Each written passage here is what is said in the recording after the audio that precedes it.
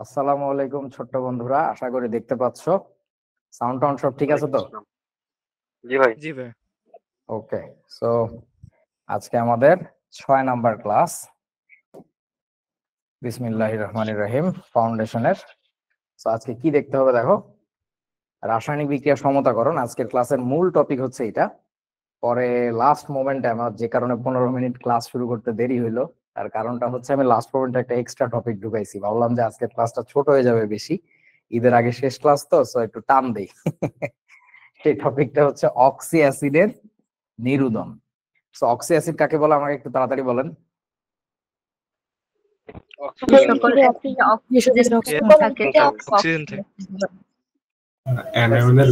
অ্যাসিডে তাও বলতে পারো। সো এখন যেসব অ্যাসিডের মধ্যে অক্সিজেন থাকে তাদের যেহেতু আমাদের একটু ইন্টারেস্ট বেশি তাদেরকে নিয়ে, তাদের গঠনটা একটু জটিল। সো ওদের মধ্যে থেকে পানি বের করা যাবে। নিরুদন মানে হচ্ছে পানি বের করে দেওয়া। নিরুদনকে ইংরেজিতে বলা হচ্ছে ডিহাইড্রেশন। ওই যে তোমরা বলো না গরমকালে মাঝে মধ্যে যে আমার ডিহাইড্রেশন হয়েছে, ওইটা আর কি। সো এখন কেমিস্ট্রিতে এটাকে অবশ্য ডিহাইড্রেশন বলাটা আমি একমত না, এটাকে বলা উচিত অ্যানহাইড্রেশন। অ্যানহাইড্রেশন অ্যানহাইড্রেশন মানে হাইড্রেশন মানে তো বুঝো, হাইড্রেট মানে পানি আর কি। সো অ্যানহাইড্রেশন উল্টা প্রসেস আর কি। ওকে চলো, সো বিসমিল্লাহ করি। রাসায়নিক বিক্রিয়া কি জিনিস গতদিন একটু আঁচ দিছিলাম, আজকে আরেকটু ডিটেল বলি। কোন একটা বাস্তব রাসায়নিক ঘটনায় যা ঘটতে দেখো, সেটাকে যখন আমরা সংশ্লিষ্ট মৌল যৌগ দিয়ে প্রতীক সহকারে উল্লেখ করি, এটাকে আমরা রাসায়নিক বিক্রিয়া বলি। মানে রাসায়নিক বিক্রিয়ার প্রতীক বলি আর কি, বা রাসায়নিক বিক্রিয়া সমীকরণ আর কি, বেসিক্যালি বিক্রিয়া না। তো এই যে দেখো তুমি কয়লা পোড়াচ্ছ বাতাসে, তো এখানে আসলে ঘটনাটা ঘটতেছে কি, আমরা আবিষ্কার করছি যে এখানে আসলে কার্বন ছিল। কার্বনটা বাতাসের অক্সিজেন না থাকলে এরকম দহন হইতো না। তো আমরা ওই জিনিসটাকে যখন সমীকরণ আকারে লিখি, তখন আমরা এইরকম একটা ব্যাপার পাই যে সলিড কার্বন অক্সিজেনের সাথে বিক্রিয়া করছে গ্যাসীয় অক্সিজেন, ফাইনালি তৈরি করছে একটা গ্যাসীয় উপাদান যেটার নাম হচ্ছে কার্বন ডাই অক্সাইড। এই জিনিসটাকে যখন তুমি এরকম স্পেসিফিক সিম্বল গুলা দিয়ে লিখবা, এটাকে আমরা বলি হচ্ছে রাসায়নিক সমীকরণ। তো এখন সমীকরণের মধ্যে আমরা যে সিম্বল গুলাকে ব্যবহার করি, সেই সিম্বল গুলো একটু চিনে নেই। তাদের মধ্যে কয়েকটা তোমাদেরকে আগেই দেখাইছি, কয়েকটা হয়তো নতুন থাকতে পারে। চলো একটু আলোচনা করি। এস দিয়ে সলিড বোঝায় তোমরা জানো, এল দিয়ে লিকুইড, এ কিউ দিয়ে অ্যাকুয়াস, আর জিতে গ্যাস। এখন এইটার পার্থক্য অনেকে বোঝে না, আমাকে একটু বলো তো, এই লিকুইড বলতে কি বোঝায় আসলে? লিকুইড মানে কি? গলিত গলিত। গলিত মানে হচ্ছে তাপে গলানো। তাপে গলানো, একেবারে হিট দিয়ে গলায় ফেলছো। আর আমাকে এবার বলো, যদি আমরা লিখি যে পানিতে গোলানো, এটা হচ্ছে পানিতে গোলানো, এটা হচ্ছে দ্রবীভূত। দ্রবীভূত বলতে জলীয় দ্রবণ আমরা বুঝি, দ্রবীভূত। এটাকে বলে পানিতে গোলানো। গোলানো, সো পার্থক্যটা দেখো, দুইটা আলাদা, একটা গলানো একটা গোলানো, ঠিক আছে? দুইটা আলাদা জিনিস কিন্তু। আচ্ছা, গ্যাসীয় তো বুঝতেই পারতেছো, ব্যাপার গ্যাস আর বাষ্প তোমরা ছোটবেলায় একই বলে জানছো, বাট এই যে প্রথম যে অধ্যায়টা আমরা ধরবো, দ্বিতীয় পত্রের প্রথম অধ্যায় পরিবেশ রসায়ন নাম, ওইখানে গ্যাসের যে অংশটা ওইটা পড়তে যায় দেখবা গ্যাস আর বাষ্প দুইটা আলাদা জিনিস, সেপারেট জিনিস, ঠিক আছে? সো এই জন্য গ্যাস হইলে জি লেখে, ব্যাপার হইলে ভ্যাপ লেখে। সো বুঝবা আর কি আস্তে আস্তে। এইটার ফুল অর্থটা অনেকে জানো না, কনসেন্ট্রেটেড। কনসেন্ট্রেটেড গাঢ়। সো কনসেন্ট্রেশন মানে কি আমরা শিখছিলাম না, মনোযোগ। ওই মনোযোগের যে শব্দটা ওইটাই। সো কেন আমরা বলি যে মনোযোগ বাড়াও, বা ব্যাপারটা কি আসলে? তোমার মনের মধ্যে অনেক কিছু চলে, কখন কোরবানি হবে সকালে, কখন মাংস রান্না হবে, আবার ফুটতেছো, মানে মনের মধ্যে অনেক কিছু আছে। সবকিছুকে বাদ দিয়ে যখন তুমি একটা জায়গার মধ্যে একটা সার্টেন জিনিস রাখো, তখন আমরা বলি ওটার ঘনত্ব বেড়ে গেছে, ওই টপিকের ঘনত্ব বেড়ে গেছে। সো ওইটাই মনোযোগ, আর কিছু না, আর কি, যে ওইখানে ওইটা ছাড়া আর কিছু নাই। লঘুর ইংরেজি হচ্ছে ডাইলুটেড সলিউশন, সংক্ষেপে ডিআইএল দিয়ে লেখে। ডাইলুটেড বা ডিলুটেড বলে অনেকে আর কি, উচ্চারণটা অ্যাকচুয়ালি ডাইলুটেড হওয়া উচিত। মাঝে মধ্যে আপ অ্যারো দেই, এটার মানে হচ্ছে গ্যাস উড়ে চলে যাচ্ছে বা হালকা গ্যাস। মাঝে মধ্যে ডাউন অ্যারো দেই, এটার মানে কি অধঃক্ষেপণ হচ্ছে। সো এটাকে সংক্ষেপে অনেক সময় পিপিটি দিয়ে লেখে, পিপিটি। এটার পুরো শব্দটা হচ্ছে প্রেসিপিটেশন। প্রেসিপিটেট মানে হচ্ছে অধঃক্ষিপ্ত হওয়া, আর প্রেসিপিটেশন হচ্ছে অধঃক্ষেপণ। সামনে আরো তো ফরওয়ার্ড আরো, বুঝতেই পারতেছো, সম্মুখ বিক্রিয়া। এটা তো উভমুখী বিক্রিয়া জানো, ইকুয়াল টু মানে সমতাকৃত করা হয়েছে, মানে সমতা করা হয়েছে, ব্যালেন্স করা হয়েছে রিঅ্যাকশনটা। তবে কখনোই এই চিহ্নটা ব্যবহার করো না, এখন বড় হয়ে গেছো, 9-10 থেকে নিষেধ করছি যখন এন্ড গেম দেখাইছি যে আমাদের বিক্রিয়ার চিহ্ন লেখা উচিত কেমন, এইটা। এটা দিয়ে লেখা উচিত, কারণ ইকুয়াল টু চিহ্ন দিলে প্রায় ওই দ্বিবন্ধন বলে মনে হবে জৈব রসায়নের বিক্রিয়ার ক্ষেত্রে বিশেষ করে। আচ্ছা, এই চিহ্নটা আমরা ঠিক মতো দিতে পারি নাই, মানে চিহ্নটা হচ্ছে এরকম আর কি। দাঁড়াও একটু ঠিক মতো দিয়ে নেই। এইদিকে একটা অ্যারো থাকবে, আর হচ্ছে এই দিকে আর একটা অ্যারো থাকবে, মানে অ্যারো দুইটা না একটার উপরে একটা উঠানো, এই যে এরকম। এইটাকে বলি আমরা হচ্ছে রেজোন্যান্স।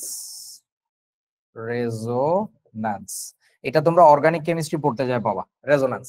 সো রেজোন্যান্স মানে কি, মানে যেমন ধরো তোমাদেরকে একটা জিনিস দেখাই, আমাকে একটু বলো তো বন্ধু, এইটার নাম কি? বেনজিন। এটার নাম কি? এটার নাম বেনজিন, তাই না? এটার নাম বেনজিন। বেনজিন গুল থাকবে, সাইক্লোহেক্সেন। গুল থাকবে, আরে গুল রে, এটা বেনজিন হয়েছে। এবার ঠিক আছে তো? আচ্ছা, এখন ঘটনা হয়েছে বন্ধু, আমাকে একটু বলো, যদি আমি এটাকে এখানে নিয়ে যাই, বুঝতে পারতেছো আমি কি করতেছি? যদি আমি এটাকে এখানে দেই আর এটাকে এখানে দেই, তাহলে এটা কি বেনজিন হয়েছে নাকি হয় নাই বলো? তা এখন তুমি যে বলতেছো এটা হয়েছে, এটা যে প্রসেসের মাধ্যমে হয়েছে সেই প্রসেসটার নাম হইতেছে রেজোন্যান্স। এইটাকেই বলে রেজোন্যান্স। এখানে ঘোরে জিনিসটা, চেঞ্জ হয়, শিফট হয়, শিফটিং এর ফলে নতুন একটা স্ট্রাকচারে যায় যেটা আগেরটার সাথে সমতুল্য, মানে এইটা ওইটা একই কথা আর কি। বুঝছো এর আমার সাথে কি কথা? এই সমান গঠনের সম্পর্ক আছে? কি গঠনের সম্পর্ক? প্রক্রিয়া ভিন্ন কিন্তু একই। কি জানি একটা কি বললো, কোন গঠনের সম্পর্ক? সমানুকরণ। হ্যাঁ হ্যাঁ হ্যাঁ, মানে অনেকটা সমানুকরণের মতো, বাট আসলে কিন্তু এই দুইটা একই অণু, মানে এমন না যে ভিন্ন অণু। যেমন ধরো সমানুকরণের কথা যেহেতু বললা, তোমাদের ওই যে এন্ড গেমে দেখাইছিলাম আমি, ধরো কি বলে, আমি যদি লিখি C2H6O, তো এটা দুইটা কাঠামো ছিল, একটা হচ্ছে CH3CH2OH ইথানল গঠন, আর একটা কি ছিল CH3OCH3। এই দুইটাকে আমরা বলবো সমাণু। তার কারণটা কি, এই যৌগটা আর এই যৌগটা না পুরোপুরি আলাদা। তোরা কি বুঝছিস আমার কথা? দেখ, total number of carbon hydrogen oxygen সমান, ঠিক আছে, বাট এই বস্তু খাইলে তো নেশা হবে, এটা খাইলে তুই মরবি। সো ব্যাপারটা হচ্ছে যে এই দুইটা যৌগই আলাদা, কিন্তু এখানে কিন্তু যৌগ দুইটা আলাদা হয় না, একই হয়, বাট জাস্ট মোমেন্টারি টাইমের জন্য এদের স্ট্রাকচার দুইটা আলাদা হয়। ভাইয়া বুঝতে পারছি। তোমরা কেউ আত্ম লম্বা করতে পারতেছি না, তোমরা ডিগবাজি খাইছো কেউ? এরকম ডিগবাজি দেয় না বলাবেন? জি ভাই। এখন ডিগবাজি দেওয়ার মুহূর্তে একজন ধরো ছবি তুলতেছে, একজন ফটোগ্রাফার খুব হাই স্পিডে ছবি তুলতেছে। তো একটা মানুষ যখন সোজা হয়ে দাঁড়ায় ছিল, তখন তার তোলা ছবি আর লোকটা যখন কাইট হয়েছে তার তোলা ছবি, এই দুইটা মানুষ কি আলাদা নাকি একই মানুষের একটু জাস্ট ডিফারেন্ট একটা ওরিয়েন্টেশন? ডিফারেন্ট ওরিয়েন্টেশন, ওইটাই আর কি, মানে ও রেজোন্যান্স মোটামুটি এটা বোঝায়। আর কার কি প্রশ্ন বলো? ভাইয়া বেনজিন কি ল্যাবে তৈরি করা হয় নাকি প্রকৃতিতে পাওয়া যায়? তুই দোনোটা বানাইতে পারবি, প্রকৃতিতেও পাওয়া যায় আলকাতরার মধ্যে, ল্যাবেও বানাইতে পারবি। আলকাতরা থেকে মূলত বেনজিন নিষ্কাশন করা হয়। হ্যাঁ বলো। ভাই এটার ক্ষতিকর দিক কি? কারণ কিছু বছর আগে আমাদের দেশে নিউজ করা হয়েছিল যে আমাদের দেশের শ্যাম্পুতে অধিক মাত্রায় বেনজিন পাওয়া যায়। ও, তা আমি জানি না কি ক্ষতি, ওটা গুগল করলে পাওয়া যাবে যে বেনজিনের ক্ষতি কি। তবে বেনজিন একটু মানে শরীরের জন্য আসলেই ক্ষতিকর আর কি, বেনজিন বাষ্প, বিশেষ করে যদি নাকে যায়। ওকে, তারপরে আসেন অনুরণন নিয়ে হালকা একটু বললাম। ডেল্টা চিহ্ন দিয়ে তাপ বোঝায়, জানো এইচ নিউটা কি তোমরা দেখছো? এই যে এইচ নিউ দেয় মাঝে মধ্যে, এটা কিন্তু ভি না, এই প্রতীকটা হচ্ছে এরকম, এইচ লেখার পরে এরকম এটা দেয়, এটাকে বলা হচ্ছে নিউ। একটা ধরো তোমার আলফা বেটা গামা চিনো না, এগুলো তো গ্রিক অ্যালফাবেট, এটা একটা গ্রিক অ্যালফাবেট, এটাকে উচ্চারণটা হচ্ছে নয় রশ্মি রস্য, নিউ। নিউ মানে নতুনের যে নিউ, ওই নিউ আর কি, বানানো একই, সরি ইংরেজিতে বানান লেখে NU যদিও। সো এটা দিয়ে কি বোঝায়? এটা দিয়ে আসলে কম্পাঙ্ক বোঝায়, কম্পাঙ্ক। ওই যে তোমাদের বোরের মডেল পড়ছিলা, বোরের মডেলের মধ্যে ছিল যে E=H নিউ, এটা সেই নিউ, ওই প্ল্যাঙ্কের সূত্র থেকে আসছে আর কি, E=H নিউ। সো নিউ দিয়ে কম্পাঙ্ক বোঝায়। এটা আমরা কখন দেই? এটা দেই মূলত হচ্ছে শক্তি বোঝানোর জন্য, ওই যে আলোর শক্তি। বোরের মডেলে পড়ছিলা না যে কোনো পরমাণুর উপরে আলো পড়লে ওখান থেকে বর্ণালী নির্গত হয়, মনে আছে? সো সেই আলো পড়লে যে বলতেছো, সেই আলো মানে কি ই মানে হচ্ছে H নিউ। সো যে আলোটা পড়ছে সেই আলোর কম্পাঙ্কটা হচ্ছে নিউ, দ্যাটস ইট। সো এটা মাঝে মধ্যে আমরা দেই কি বুঝাইতে, বিক্রিয়ার তীর চিহ্নের উপরে এরকম লিখে দেই H নিউ, তার মানে এই বিক্রিয়ার জন্য কি লাগবে বলেন তো? আলোর শক্তি লাগবে, আলো ফেলতে হবে। যেমন ওই যে তোমরা একটা উদাহরণ কে জানি বললো, মিথেনের ক্লোরিনেশন বিক্রিয়ায় মিথেনকে যখন আমরা ক্লোরিন দিছিলাম সূর্যের আলোতে, মনে আছে একটা একটা করে হাইড্রোজেন রিপ্লেস হয়েছিল, সব ভুলে গেছো? জি ভাইয়া। ওকে, সো চলেন। ভাইয়া হুম, নিউ আর ফ্রিকোয়েন্সি বা ওই এফ এর মধ্যে পার্থক্য কি? এটা কোনো দুটোটাই তো পার্থক্য নাই, কোনো পার্থক্য নাই। মানে ধর তুই আদিবেগ কি দিয়ে লেখছিস? ইউ দিয়ে না ফিজিক্সে? হ্যাঁ এখন জি, ইন্টারমিডিয়েটে উঠে আদিবেগ লেখাবে কি দিয়ে জানো? ভি নট দিয়ে। যদি কেউ ফিজিক্স শুরু করে থাকো বা দেখে থাকো বইতে ইন্টারমিডিয়েটে, দেখবে যে ভি নট দিয়ে লেখে। কেন? এমনি জাস্ট লেখে আর কি। ভি নট মানে আগের বেগ, ভি মানে পরের বেগ, আর কিছু না, জাস্ট প্রতীকটা আলাদা। কোয়ান্টাম মেকানিক্স পড়ার সময় দেখবা ফ্রিকোয়েন্সিকে নিউ দিয়ে লেখে, আর ক্লাসিক্যাল ফিজিক্স এর সময়, ক্লাসিক্যাল ফিজিক্স মানে এতদিন যে ফিজিক্সটা পড়ছো ওইখানে হচ্ছে ফ্রিকোয়েন্সিকে এফ দিয়ে লেখে। নট এ বিগ ডিল, একই কথা আর কি। ওকে, সো এবার আসো তোমাদের জন্য কিছু প্রশ্ন রেখে গেলাম। প্রভাবক কই লিখবা বলো তো? একটা বিক্রিয়ার সময় প্রভাবক কোথায় লিখতে হয়? বিক্রিয়ার যে উপরে লিখতে arrow পারো, এর উপর। নিচেও লিখতে পারো। প্লাস মাইনাসের ব্যবহার, প্লাস মাইনাসের ব্যবহার বলি, রাসায়নিক বিক্রিয়ায় কখনো মাইনাস চিহ্ন ব্যবহার করার নিয়ম নাই। তোমার যদি কোনো কিছু বুঝাইতে হয় যে কোনো একটা কিছু বের হয়ে যাচ্ছে, ধরো সোডিয়াম ইলেকট্রন ত্যাগ করতেছে, তাহলে লেখার নিয়ম কি বলেন তো? সোডিয়াম মাইনাস ইলেকট্রন বিক্রিয়া করে সোডিয়াম প্লাস, এরকম নাকি? বলেন। ইলেকট্রনটা ডান পাশে না লিখতে ভাই। হবে। নিয়মটা হচ্ছে সোডিয়াম লিখতে হবে, তীর চিহ্ন দিতে হবে সোডিয়াম প্লাস লিখে, তারপরে লিখতে হবে যে ইলেকট্রনটা বের হয়ে গেছে, তার মানে ইলেকট্রন হচ্ছে উৎপাদ, এরকম প্লাস আকারে লিখতে হবে। সো উপরেরটা লেখা হারাম, নিচেরটা লেখা হচ্ছে সঠিক। যদিও বাংলাদেশের বইগুলোতে এটা করে, আন্তর্জাতিক বইগুলোতে এটা করে না। আচ্ছা, তারপরে হচ্ছে মাঝে মধ্যে তোমরা এই চিহ্নটা দেখতে পারো, অর্থাৎ কোন একটা উৎপাদের পাশে ধরো এরকম ডান পাশে কাত করা একটা অ্যারো দেখতে পারো। এটার মানে কি? এটা একটু ভাববা। ঠিক আছে, এটা আমি বললাম না যে এরকম ডান দিকে কাত করা অ্যারো আছে, এটার মানে কি? ইনক্লাইন্ড অ্যারো আর কি। গুগল সার্চ করতে গেলে বা এআই হেল্প নিতে গেলে এটা একটু খেয়াল করে যে জিনিসটা কি বুঝায়। ওকে, চলেন। সো আমরা এবার একটা বিক্রিয়া সমতাকরণ শিখবো। সমতাকরণের সময় ছোট একটা কথা মাথায় রাখতে হবে, সেটা হচ্ছে যে কিছুই না, বিক্রিয়ক সাইডে যতগুলো পরমাণু ছিল একটা নির্দিষ্ট মৌলের, ডান পাশে অতগুলাই পরমাণু থাকা লাগবে, আর কোনো কিছু না। জাস্ট ডানে আর বামে সমান হইতে হবে, এই যে জাস্ট লাইক দিস। সহজ জিনিস। চলো এবার সো রাসায়নিক বিক্রিয়া সমতাকরণের জন্য তোমরা হয়তোবা পাগলের মতো হাতড়াও, এখন হাতড়ানি যাবে না, এখন আমাদের একটু নিয়ম অনুসরণ করতে হবে। তোমাদেরকে এসএসসি 25 এন্ড গেমে দেখাইছিলাম না যে কোনটা দিয়ে আগে কাজ শুরু করতে হয়, মনে আছে কি? জি ভাই, সক্রিয় ধাতু দিয়ে। নরগোপাল স্যারের। সো আমি এখন যে নিয়মটা লিখতেছি এটা কিন্তু আমাকে কেউ শিখায় নাই, এটা কিন্তু আমি আমার গুরুকে অবজার্ভ করছি। সো তোমাদের কাছ থেকে আমি এই জিনিসটা চাই, অবজারভেশনটা চাই। আমরা এই জিনিসটা করি না, বুঝছো? আমরা যেটা করি আমরা মুখস্থ করি যে আরিফ ভাই কইছে এটা তাইলে এটা, কিন্তু কথার অর্থ বুঝি না, ফিলোসফি বুঝি না, তাইলে তো হবে না। সো প্রথম কাজ হচ্ছে যেটা সবচেয়ে, কাকে দিয়ে শুরু করা? সবচেয়ে সক্রিয় ধাতু। সক্রিয় ধাতু।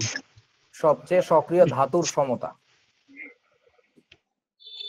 মানে একটা বিক্রিয়ায় যতগুলো মোটামুটি মৌল আছে তাদের মধ্যে সবচেয়ে রিঅ্যাক্টিভ যে মেটালটা তুমি দেখবা ওটা ধরবা আর কি, যে ভাই বিসমিল্লাহ আসো তোমার দিয়ে কাজ শুরু করি। এটা না ধরলে যে সমতা হবে না তা বলতেছি না, বাট এটা সবচেয়ে স্মার্টেস্ট ওয়ে বলে আমার কাছে মনে হয়েছে। আমার গুরু শ্রদ্ধেয় নবগোপাল স্যার এভাবে করতেন বলে আমি খেয়াল করছি, স্যার নিজেও কখনো মুখে বলেন নাই। যেমন আমি বলে দিচ্ছি, তুই রেফারেন্স দিতে পারবি যে আরিফ ভাই বলছে, কিন্তু আমি কোনোদিন রেফারেন্স দিতে পারবো না যে নবগোপাল স্যার এটা বলছে, কারণ আমি দেখছি স্যারকে এটা করতে। আমি জীবনে যদি 30টা বিক্রিয়া স্যারকে সমতা করতে দেখি, 30 ক্ষেত্রে আমার যা মনে পড়ে আমি দেখছি এটা দিয়ে শুরু করে। আচ্ছা, সবচেয়ে সক্রিয় ধাতুর সমতা করে ফেলবা, তারপরে কি বলতো? তার পার্শ্ববর্তী, তার পার্শ্ববর্তী মৌলের সমতা। মানে কি? ধরো H2SO4 কথা, বা সোডিয়াম সালফেট Na2SO4, তুমি সোডিয়ামকে সমতা করলা, তাহলে তারপরে কাকে সমতা করতে যাবো বলো তো? সালফার। সালফার। ওর পাশে যে বসে আছে, ওর পাশে যে বসে আছে, তখন তুমি আবার গাঠনিক সংকেত চিন্তা করার দরকার নাই, জাস্ট ডিরেক্ট ওর গায়ের সাথে যে লেগে আছে, ঠিক আছে? এটাকে সমতা করে ফেলবা। তারপরে কাকে করতে হবে বলেন তো? পরবর্তী সক্রিয় ধাতু। হ্যাঁ, পরবর্তী সক্রিয় ধাতু। মানে আমরা ধাতুগুলাকে একটু প্রায়োরিটি দিচ্ছি। পরবর্তী সক্রিয় ধাতুর সমতা, তাহলে তারপরে কাকে করতে হবে? তার পার্শ্ববর্তী মৌল। তার পার্শ্ববর্তী মৌলের সমতা। মানে তুমি যেটা ধরবা এক কোণাতে ধরে ওইখান থেকে আগাইতে থাকবা, সুই হয়ে ঢুকে ফাল হয়ে বেরোয় যাবা। সো ব্যাপারটা হচ্ছে তারপরের স্টেপ গুলা কি হবে, এটার কপি চলতে থাকবে। যদি আরো ধাতু থেকে থাকে একের পর এক করতে থাকবা, একের পর এক। তাহলে 5 নাম্বার স্টেপটা হচ্ছে ওইটা হইলো। 6 নাম্বারটা তাহলে কি হবে বলেন তো? 6 নাম্বারটা কি হবে? তার পার্শ্ববর্তী মৌলের সমতা। আমার কথা কি বুঝেছো? জি ভাই। জি ভাই। ওকে, সো এইভাবে যাইতে যাইতে জি ভাই। লাস্টে যে ধরে নিলাম 7 নাম্বার পয়েন্ট আমাদের, আমাদের এর পরেরটা হচ্ছে 7 নাম্বার পয়েন্ট ধরে নিলাম, তাহলে 7 নম্বরে করবো হচ্ছে আমরা এইচ সমতা মানে হাইড্রোজেন সমতা, আর 8 নম্বরে করবো হচ্ছে আমরা অক্সিজেন সমতা। কারণ দেখো মোস্ট অফ দ্য রিঅ্যাকশনের ক্ষেত্রে দেখা যাবে তুমি পানি পাচ্ছ, সো যখন তুমি পানি পাবা তখন কি করবা, পানির মধ্যে ধনাত্মক অংশ কেটা বলেন তো, ধাতব অংশকে হাইড্রোজেন, আসলে ধাতু তো না বাট ধাতুর মতো করে দেখা যাচ্ছে ওটাকে, পজিটিভ পার্ট, দ্যাটস ওইটাকে বলছি, মানে ভেরি ন্যাচারাল ইনটুইটিভ মেথড আর কিছুই না। তো এই কথাগুলো সুন্দর করে লিখে দেওয়া আছে এখানে, আমার হাতের লেখা বুঝবা না। এই যে সবচেয়ে সক্রিয় ধাতুর সমতা, তার পার্শ্ববর্তী মৌলের সমতা, পরবর্তী সক্রিয় ধাতুর সমতা, তার পার্শ্ববর্তী মৌলের সমতা, তারপরে যা আছে করতে থাকবা, লাস্টে যে হাইড্রোজেন, তারপরে oxygen. Oxygen is a very bad woman. কেন বলতেছি, ইতা সব জায়গায় যায় একটু নাক গলায়, দেখি দেখি তোমার সাথে একটু বিক্রিয়া করে, এই দাঁড়াও দাঁড়াও তোমার সাথে একটু করি, এই তোমার তো ভালো লাগে আমার। এই দুনিয়া জুড়ে বিক্রিয়া করার কারণে তাকে মিলাইতে গেলে আগে তোমার মাথা খারাপ হয়ে যাবে যে এই বেডি কত জায়গায় বসছে। সো লিভ ইট দেয়ার, ও থাকুক। নরমালি সবগুলো করে আসলে অক্সিজেন একাই মিলে যায় আর কি। আর এই নিয়মটা একটু মাথায় রেখো, যদি কখনো কারো বিজোড় সংখ্যা সৃষ্টি হয়, যার কারণে বিজোড় হচ্ছে তাকে আইডেন্টিফাই করবা যে এখানে বিজোড়টা আসতেছে কেন। বিজোড়টা যার কারণে আসবে তার সামনে একটা 2 বসাই দিব, বাড়ি চলে যাও, শেষ। সহজ হয়ে গেছে, মানে জোড় সংখ্যাগুলো মিলানো সহজ, এই জন্য এই নিয়মটা করতে বলা হয়েছে। এটা সবসময় লাগে না যদিও, বাট এটা মহাবিপদের সঙ্গী। ওকে চলেন কিছু এক্সাম্পল দেখে ফেলি আমরা। ভাইয়া বিজোড় সংখ্যার একটা এক্সাম্পল দিলে ভালো হইতো। ও সব এক্সাম্পল দিব, এক্সাম্পল ছাড়া তুই আরিফ হককে কিছু পাবি না। আরিফ হক বিখ্যাত হচ্ছে এক্সাম্পলের জন্য, এক্সাম্পল। সো তুই একটু ধৈর্য ধর, এক্সাম্পল পায়ে যাবি। এই যে আসো, আমরা এই বিক্রিয়াগুলো দেখা মাত্র সমতা করতে পারি, অনেকে আছি, বাট নিয়মটা একটু রপ্ত করি সহজ বিক্রিয়া দিয়ে। প্রথমে এখানে কাজ শুরু করা উচিত কাকে দিয়ে? ম্যাগনেসিয়াম দিয়ে। একটা আছে ওইখানে, একটা আছে। সো এইসব ক্ষেত্রে শুরু করার জন্য একটা নিয়ম হচ্ছে এখানে 1 দেওয়া। তার মানে এখানে ঠিক আছে, হিসাব নিকাশ আর দেখার দরকার নেই, 1টা না দিয়েও করতে পারবা, সমস্যা নাই, বাট দিলে তোমার জন্য মনে শান্তি লাগবে যে এইটুকু তো কাজ হয়ে গেছে আমার। এরপরের কাজ হচ্ছে কি, ম্যাগনেসিয়ামের সাথে যে আছে, এখানে তো আর কেউ সাথে নাই, ওইখানে একজন আছে, তাহলে এখানে কাকে পেলাম? ক্লোরিন। এখন বলো তো, ক্লোরিন এখানে 2টা আছে আর এখানে কটা আছে? একটা, তাহলে এখানে ডেফিনেটলি একটা 2 দেওয়া উচিত, হয়ে গেছে। এবার কাকে দেখা উচিত আমার? হাইড্রোজেন। খাতা তো আকাশে। ও একজনের খাতা নাকি আকাশে চলে গেছে। আচ্ছা হাইড্রোজেন এখন বলো, আগে বামে দেখবো নাকি আগে ডানে দেখবো? বামে দেখবো। নিয়মটা হচ্ছে বাম ডান জানি না, যে সংখ্যাটা তোমার শিওরলি জানা থাকবে ওইটাকে আগে দেখবা। তো এখানে দেখো তো, ডান পাশে এখানে হাইড্রোজেন কয়টা আছে বলো? 2টা। জানি না, কারণ ওইখানে আমরা এখনো গুনতেই যাই নাই। That is the first time I stepped on their. ওইখানে কেবলই গেছি, আমি তো এখন কথাই বলিনি ওটা নিয়ে, আমরা কথা বলছি এটা নিয়ে এটা নিয়ে এটা নিয়ে। ওইখানে কয়টা হাইড্রোজেন আছে আমরা কিন্তু জানি না, বাট আমি এইখানে কয়টা হাইড্রোজেন আছে এটা শিওরলি বলতে পারবো, কারণ আমি ক্লোরিন মিলানোর জন্য হিসাব করে আসছিলাম যে এখানে 2 দেওয়াই লাগবে। সেখানে 2টা হাইড্রোজেন আছে মাস্ট, তাহলে ওইখানে এবার 2 হওয়া লাগবে। সো অলরেডি 2 যেহেতু ছিল, তাহলে এখানে একটা 1 দিলেই মিলে গেছে। তোমরা কি বুঝছো? ভাই আপনার নিয়ম একদম ছোটস্থ ভাই। গুড, এই তো আগে দেখাইছি বলেই আজকে লাস্ট মোমেন্টে আমি বুঝছি যে এটা তো ওদের দেখাইছিলাম আমি আগে, সো বেশি সময় লাগবে না করতে। সো নতুন যারা মনে রাখ করবে না, একটু দেখো। এই সমীকরণ হলো কেমিস্ট্রির সবচেয়ে মজার পার্ট। যারা বোঝে, যারা পারে তাদের জন্য আর কি। ওকে, এবার নিচের বিক্রিয়া আসি। একটু পরে কিন্তু অনেক কঠিন বিক্রিয়া যাবো, সো তোমরা যারা আগে দেখছো তারা বেশি লাফায়ও না, কাইন্ডে দিবা একটু পরে। বহুত কঠিন কঠিন জিনিসপত্র নিয়ে আসছি। দেখো, এই বিক্রিয়া করতে গেলে আগে কাকে ধরবো আমরা? সোডিয়াম। এখানে 2টা, এখানে একটা, তাহলে এখানে একটা 2 দেওয়া উচিত আমাদের আগে, বিসমিল্লাহ। আর এখানে একটা কত দেওয়া উচিত বলেন তো? 1। এই 1টা তুমি না দিলেও চলবে, বাট তুমি ওস্তাদ হইতে গেলে 1 দেওয়ার অভ্যাস করবা অন্তত প্রথম দিকে। আচ্ছা, সোডিয়াম মিলে গেছে, এরপরে সোডিয়ামের পাশে যে থাকে তাকে ধরার নিয়ম। এখানে পাশে আছে কার্বন আর এখানে পাশে আছে ক্লোরিন, কাকে ধরবেন বলেন? কার্বন। ইচ্ছা, লিটারালি তোমার যেটা ইচ্ছে সেটা ধরতে পারো। ঠিক আছে, একজন বললা কার্বন, তাহলে আমি কার্বন ধরতেছি। এইখানে কার্বন আছে আগে দেখবো নাকি ডান পাশের কার্বন আগে দেখবো বলো? বামের কার্বন নাকি ডানের কার্বন? বামের কার্বন। কেন বামেরটা? বামেরটা তুমি শিওর হয়ে গেছো যে এখানে সোডিয়াম মিলানোর জন্য যেহেতু 1 আছে, তার মানে কার্বনও একটাই থাকবে, মানে কার্বনের সংখ্যাটা ফিক্স হয়ে গেছে। তো এখানে কার্বন যেহেতু একটা আছে, তাহলে এখানে আমার 1ই হবে, মিলে গেল। এবার কাকে ধরা উচিত? যে ক্লোরিনকে ফেলে রেখে আসছিলাম, ক্লোরিনকে ধরি। ক্লোরিন বামে দেখবো না, আগে ডানে দেখবো, কারণ ক্লোরিনের এই নাম্বারটা তো আমার জানা। তাহলে এখানে 2টা ক্লোরিন ছিল বলে এখানে একটা কি দিব ভাই? 2 দিব। তারপরে কাকে দেখা উচিত? হাইড্রোজেন। হাইড্রোজেন আগে বামে দেখতেছি, কারণ এই হাইড্রোজেন জানা আছে 2টা, এখানেও 2 আছে, তাহলে এখানে দিলাম 1। এবার কাকে দেখার কথা? অক্সিজেন। কিন্তু আমার তো ছাতা আকাশে চলে গেছে, আমি তো, আমার কাছে নাই, আমি দেখবো কেমনে? কেন নাই? কারণ দেখো, আমি এক নজরে দেখে ফেলছিলাম সবগুলা যৌগ বা মৌলের সামনেই কিছু না কিছু নাম্বার আছে। এই যে 1 গুলা দিছি, এই সুবিধাটা হইছে কিছু না কিছু নাম্বার আছে মানে এরা সবাই মিলে মিশে একদম হিসাব বসে আছে বরাবর। অক্সেন আমার মিলানোরই দরকার নেই। তো আমি তারপরে একটু চেক ব্যালেন্স দিয়ে দেখি যে ঠিক আছে কিনা। এখানে অক্সেন হচ্ছে 3টা, ওইখানে 2টা, আর এখানে একটা, 3টা সব মিলে গেছে। So most of the time দেখবা যে তুমি যদি নিয়মটা অনুসরণ করো তোমার লাস্ট মৌলটা যায় মিলানো লাগে না most of the time. So যদি এই 1 to 1 দেওয়ার অভ্যাস থাকে তাহলে একটু হবে। পরে চলেন উপরের বিক্রিয়াটা সমতা করেন তাড়াতাড়ি। এখানে আমার ধাতু আছে জিঙ্ক, জিঙ্ক দিয়ে শুরু করতেছি একটা, এখানে 3টা, তাহলে এখানে কি করা লাগবে আমাদের একটা 3 দেওয়া লাগবে। ভালো করে দেখো, আমি কিন্তু একটু পরে তোমাদের কাজ দিয়ে আমি বসবো আর কি। আচ্ছা জিঙ্ক এখানে 3টা হয়ে গেল, তাহলে এখানে একটা দেওয়া উচিত 1। তারপরে বলেন এখানে ফসফরাস দেখবো নাকি অক্সিজেন দেখবো, কাকে প্রায়োরিটি দিব? ফসফরাস। অক্সিজেনের প্রায়োরিটি সবার লাস্টে। দেখ অক্সিজেনকে কেন প্রায়োরিটি সবার লাস্টে দিতে বলছি তোরা কি বুঝছ? এই বাসায় কারণ অক্সিজেন, সব এই জায়গায় বাসায় বসে অক্সিজেন। আছে স্যার ভাই। সব জায়গায় এর সমস্যাটা কি? এটা কি ছুটা কাজের বুয়ার মতো সব বাড়ি কাজ করে, হ্যাঁ? আচ্ছা তাহলে আমরা ফসফরাসকে প্রায়োরিটি দিচ্ছি কি ডানে দেখবো নাকি আগে বামে দেখবো বলেন? ডানে। ডানে। ডানে। ডানে। তাহলে এখানে ফসফরাস কয়টা আছে বলো, এটা অনেকে বোঝে না। এখানে কয়টা? 2টা। এই এখানে সামনের দুইটা। নাম্বার আর পিছনের নাম্বার কিন্তু গুণ করতে হয়। এই 4 কিন্তু অক্সিজেনের সাথে। সো এখানে ফসফরাস আছে কয়টা আমার কাছে বলো? 2টা আছে। দুইটা। 2টা আছে বলে এখানে একটা 2 দেওয়া লাগবে। তারপরে এবার কাকে দেখা উচিত বলেন? হাইড্রোজেন। হাইড্রোজেন। হাইড্রোজেন বাম পাশে দেখতে পাচ্ছি 6টা, তাহলে এখানে নিঃসন্দেহে একটা 3 হবে। এবার কি খাতা দেখা আকাশে উচিত? ভাই। অক্সিজেন, কিন্তু খাতা তো আকাশে। অক্সিজেন। খাতা তো আকাশে রে ভাই, খাতা তো আকাশে। এখানে অক্সিজেন ভাইয়া। কয়টা বলো? 4 দুগুণী 8। এই যে সামনের আর পেছনের নাম্বার গুণ করতেছি 8, এখানে 3, 8 আর 3 কত? 11। এখানে দেখেন তো অক্সিজেন কয়টা? 4 দুগুণী 8 আর 3 8টা। 11। হ্যাঁ বলো, কে কি বলতে ভাইয়া। চাইছিলা? অ্যাসিডটার নাম কি? পারফসফরিক অ্যাসিড? না পাগল নাকি, ফসফরিক অ্যাসিড। এই কে জানি পার নাইট্রিক অ্যাসিড নিয়ে বেশ গবেষণা করছিস, বিধান না? জি ভাই, এইটা আমাকে একটু আবার ইনবক্সে পাঠাইস তো, এটা নিয়ে কথা বলবো। ঠিক আছে ভাই। ওকে। সো ঘটনা হচ্ছে পরের বিক্রিয়াটা তো সহজ, আমি নিচেটা ধরতেছি, এটা তোমরা করবা এখন আর কি, খাতায় লিখে রাখো তাড়াতাড়ি। এখানে ক্যালসিয়াম দিয়ে কাজ শুরু করলাম, ক্যালসিয়াম একটা। সো এখানে 1 মেরে দিছি, এখানে 1 মেরে দিছি, শেষ। এবার ক্যালসিয়ামের পাশে আছে অক্সিজেন বাদ, ক্যালসিয়ামের পাশে এখানে ক্লোরিন। তাহলে ক্লোরিন এখানে কয়টা আছে? 2টা আছে। সো 2টা থাকলে আমার এখানে একটা 2 যাবে। তারপরে কাকে দেখবো এবার? হাইড্রোজেনকে দেখা উচিত। বলো বাম পাশে হাইড্রোজেন কয়টা? 2টা। দুইটি। চারটি। 4টা। 4টা। সান্দু এখানে 2টা আর এখানে 2টা, 4টা। এই যে ভুলে গেলে তো হবে না। তাহলে 4টা যেহেতু হাইড্রোজেন ছিল, আমার এখানে একটা কি দেওয়া উচিত? 2। তারপরে তো খাতা আকাশে, তাই না? সব জায়গায় কোনো না কোনো একটা নাম্বার আছে। আর তারপরে একটু মিলাই দেখি এখানে অক্সিজেন কয়টা? 4 দুগুণী 8।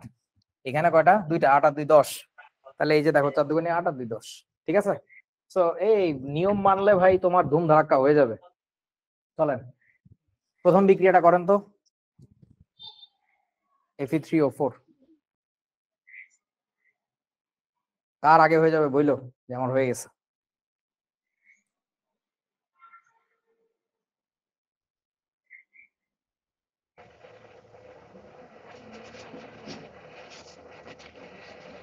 স্যার করছি। বলো কাকে দিয়ে কাজ শুরু করছো? আয়রন কি দিন? আয়রন। গুড। এখানে আয়রন একটা, এখানে 3টা, তাহলে কি করছো ভাইয়া? এখানে 3 1। এই 1টা তুমি দাও না আমি জানি। আচ্ছা এরপরে কথা হচ্ছে কি আয়রন মিলে গেছে, এবার কাকে দেখা উচিত? পাশে তো আছে অক্সিজেন। হাইড্রোজেন। অক্সিজেনকে কি ধরছো নাকি বাদ দিছো? হাইড্রোজেনকে ধরছি। হাইড্রোজেন। আচ্ছা না অক্সিজেনকে ধরছি। অক্সিজেনকে ধরছি। অক্সিজেনকে ধরলেও এই ক্ষেত্রে সমস্যা নাই কেন? অক্সিজেন এখানে লক্ষ্মী মেয়ের মতো কাজ করছে। আগে একজনের সাথে ঘর সংসার ছিল, এখন জাস্ট আরেকজনের সাথে, ওইসব দিকে আর যায় নাই। এই কারণে তুমি অক্সিজেনকে ধরতে পারো, সমস্যা নাই। আমার কথা বোঝো নাই? ভাইয়া অক্সিজেন মানে দেখো একটা জিনিস তোমাদেরকে বলি, যে কোনো নিয়ম যখন শিখবা এত গভীরে যে শিখবা, নিয়মটা শুধু শিখবা না, নিয়মের ফিলোসফিটা শিখবা। তাইলে যেটা হবে, নিয়মটা কখন কখন ব্যতিক্রম করতে হবে, ব্যাঘাত ঘটাইতে হবে, নিয়ম ব্রেক করাটা সেই পারে যে নিয়মটা খুব ভালো করে জানে। আমি কিন্তু তোমাদেরকে যে একটা নিয়ম লেখাই দিছি যে এটার পর এটা ধরবা শুধু তাই না, আমি কিন্তু লজিক সহ বলছি যে কেন তোমাকে অক্সিজেনটা সবার লাস্টে ধরতে বলতেছি, বিকজ ও অনেক জায়গায় থাকে। তো এখন যদি এমন হয়ে থাকে কোনো বিক্রিয়ায় যে ও শুধু এই পাশে এক জায়গায় ছিল আর ওই পাশে এক জায়গায় ছিল, ওই সব বিক্রিয়াতে অক্সিজেন ধরতে কোনো সমস্যা নেই। তোরা বুঝিস না আমার কথা? জি ভাই বুঝছি। ওকে ভাইয়া বলো। ভাইয়া ওই নিয়ম না মাইনে যদি ওই মানে কি আমি ওই সমীকরণ মিলাই দিতে পারি, কিন্তু যদি ওই নিয়ম না মানে তাহলে কি সমস্যা হবে? ভাই নিয়ম না না মানলে কোনো তুমি সমস্যা নেই, কাটাকাটি তুই করে কর মরে কর যাবো ভাই। কর কর। বাবা তুই কর কর কর, কোনো সমস্যা নেই। দেখ এই আজকে ক্লাসই তো, বেশিক্ষণ নাই তো, তুই একটু পরে যদি না কান্দোস আমি আর কি কইছি। হাতে পায়ে ধরে মাপ চাই যে ভাই ভুল হয়ে গেছে ভাই, জীবনে তো তেমন কিছু দেখি নাই। মানে ধর তোদেরকে একটা মজার এক্সপিরিয়েন্স বলি, আমি 2011 সালে যখন মোটরসাইকেল কিনি, আমার মেজো মামা আমাকে বলছিলেন যে ঢাকায় যে অবশ্যই বাজার লাগাই নিবা। বাজার বুঝো? BUZZ বাজার বুঝো না? মোটরসাইকেলে বা গাড়িতে মাঝে মধ্যে, গাড়িতে না মোটরসাইকেলে মাঝে মধ্যে দেখবা যে টার্নিং সিগন্যাল যখন দেয় বামে বা ডাইনে ঘোরার জন্য, তখন একটা টুট টুট করে আওয়াজ হয় না, দেখছো? জি ভাই। ওইটাকে বলা হচ্ছে জি বাজার। ভাই। ছোট্ট একটা স্পিকারের মতো বাজার বলে এটাকে। তো এটা যে মামা কেন লাগাইতে কইছে আমি তো বুঝি না, কিন্তু আমি তো খুব নিয়ম মানা লোক, মুরব্বী মানুষ কথা কইলে আমি শুনি, আমি তোদের মতো না। তা আমি ঢাকায় এসে করছি কি, বাইকে যে নতুন বাইক কিনলে সবাই যেটা করে এই কিছু অ্যাক্সেসরিজ লাগায় না, তো গেছি পুরান ঢাকায় লাগাইতে, তো বাজারটাও লাগাইছি। এখন লাগানোর পরে যেটা হইছে সেটা হচ্ছে যে, আচ্ছা তার আগে একটু ভূমিকা করি, যে কোনো রোড অ্যাক্সিডেন্টের অনেক বড় একটা কারণ হচ্ছে লেন চেঞ্জিং। তুমি সোজা যাচ্ছিলা, হঠাৎ করে বামে ঢুকাই দিছো, তাহলে ডাইনে ঘুরাই দিছো, তুমি দেখো নাই তোমার পিছে তোমার যে স্পিডিং কে আছে বা তোমার কাছাকাছি স্পিডের কে আছে। তোরা কি বুঝছিস ব্যাপারটা? জি ভাই। ওকে। ইভেন এই যে অটো রিক্সা গুলার যে গ্যাঞ্জাম হয়, এই যে অ্যাক্সিডেন্ট হচ্ছে, মূল কারণ, প্রধান কারণ হচ্ছে সিগন্যালিংটা। ও সিগন্যালিং দেয় না, না দিয়ে ধুম করে ঘুরায় দেয়। সো হইছে কি, মোটরসাইকেল পর্যন্ত যারা চালায়, they are supposed to be the smartest ones. Young পোলাপাইন চালায়, তাহলে তো ইয়াং মানুষ তো বোঝে এই জিনিসগুলা, তারা তো উল্টাপাল্টা হুড়ু খাড়া ঘুরায় দেওয়ার কথা না, কিন্তু পোলাপাইন দেয়। তো আমি মোটামুটি যখন একটু দ্রুত চালাইতে হয় কোনো সিচুয়েশনে পড়ে, ডোন্ট টেক মি আদারওয়াইজ, আমি ওইভাবে চালাই না। আমার সাথে উঠলে যেই উঠছে সেই সবচেয়ে সেফেস্ট ফিল করে, যার ভাই খুব বুঝে শুনে চালায়। সো দেখা যায় যে আমি অনেক সময় না এরকম ঘুরাচ্ছি, কিন্তু আল্লাহর মতে কখনো আমার কোনোদিনও এই ধরনের ঘটনা ঘটে নাই, ঘটবেও না ইনশাল্লাহ। কারণ আমি সিগন্যালিংটা অনেক ফাস্ট দেই, অনেক সুন্দর করে দেই। মানে ধর রাস্তায় কেউ নাই, গ্রামের মেঠো পথ, আমি মেঠো পথে চালাচ্ছি, তাও দেখবে আমি বামে ঘুরাচ্ছি, আমার বাম হাতের আঙ্গুলটা দিয়ে না সিগন্যালটা চলে গেছে, ডানে ঘুরাচ্ছি, ডানে সিগন্যালটা চলে গেছে। এই অভ্যাসটা আমার যে উঠে গেছে, এই অভ্যাসটা উঠছে হচ্ছে মামার রিকমেন্ডেশনে বাজারটা লাগানোর কারণ। ওইটা লাগাইলে কি হয় জানিস, তুই যখন একবার টার্নিং সিগন্যাল দিছস, টুট টুট করে বাঁচতেছে না, তোর মনে থাকে যে এটা বাঁচতেছে। যখন আমার ঘোরা হয়ে গেছে তখন আমরা কি করি বলেন, সিগন্যালটা অফ করে দিই, তাহলে তো বাঁচতেই থাকে, কানের মধ্যে নিজেরই তো পেইন লাগে। ওই জিনিসটা আমার ওই প্রথম বাজারটা মনে হয় 4-5 মাস ঠিক ছিল, পরে বৃষ্টি পানি লাগে নষ্ট হয়ে গেছে। বাট ওই 4-5 মাস আমার অভ্যাসের কারণে যেটা হয়েছে, সারাটা জীবন তুই আমার সাথে উঠলে দেখবি যে এর চেয়ে সেফেস্ট রাইড পসিবল না। তার সিগন্যালিং যে এত সুন্দর, মানে আমার নিজের কথা বলতেছি আর কি, নিজের প্রশংসা করতেছি। তো এটা হইছে কিভাবে, মামার ওই কথাটা শোনার কারণে। কিন্তু ওই জায়গায় তুই আমার যে কোনো বন্ধুরা যারা এখনো বাইক চালায়, ওদের চালানি দেখবি ভালো না, ওরা এসে পিছন থেকে লাগাই দিতেছে, ও সারাদিন তর্ক করতেছে। কেন তর্কাতর্কি করতে হচ্ছে? ও তো সিগন্যাল দিচ্ছে না ঠিক মতো। সো ব্যাপারটা এরকম বাবা, মানে তুমি যতই পারো না কেন, এখন তুমি জানো না যে আজকের ক্লাসে একটু পরে কি কি বিক্রি আসবে, তখন কানবা। আর যদি কেউ না করে পারো আমার কোনো সমস্যা নেই, চলো। ভাইয়া, আমার বাবা মারা গেছিলেন মোটরসাইকেল অ্যাক্সিডেন্টে 2012 সালে। ইন্নালিল্লাহ।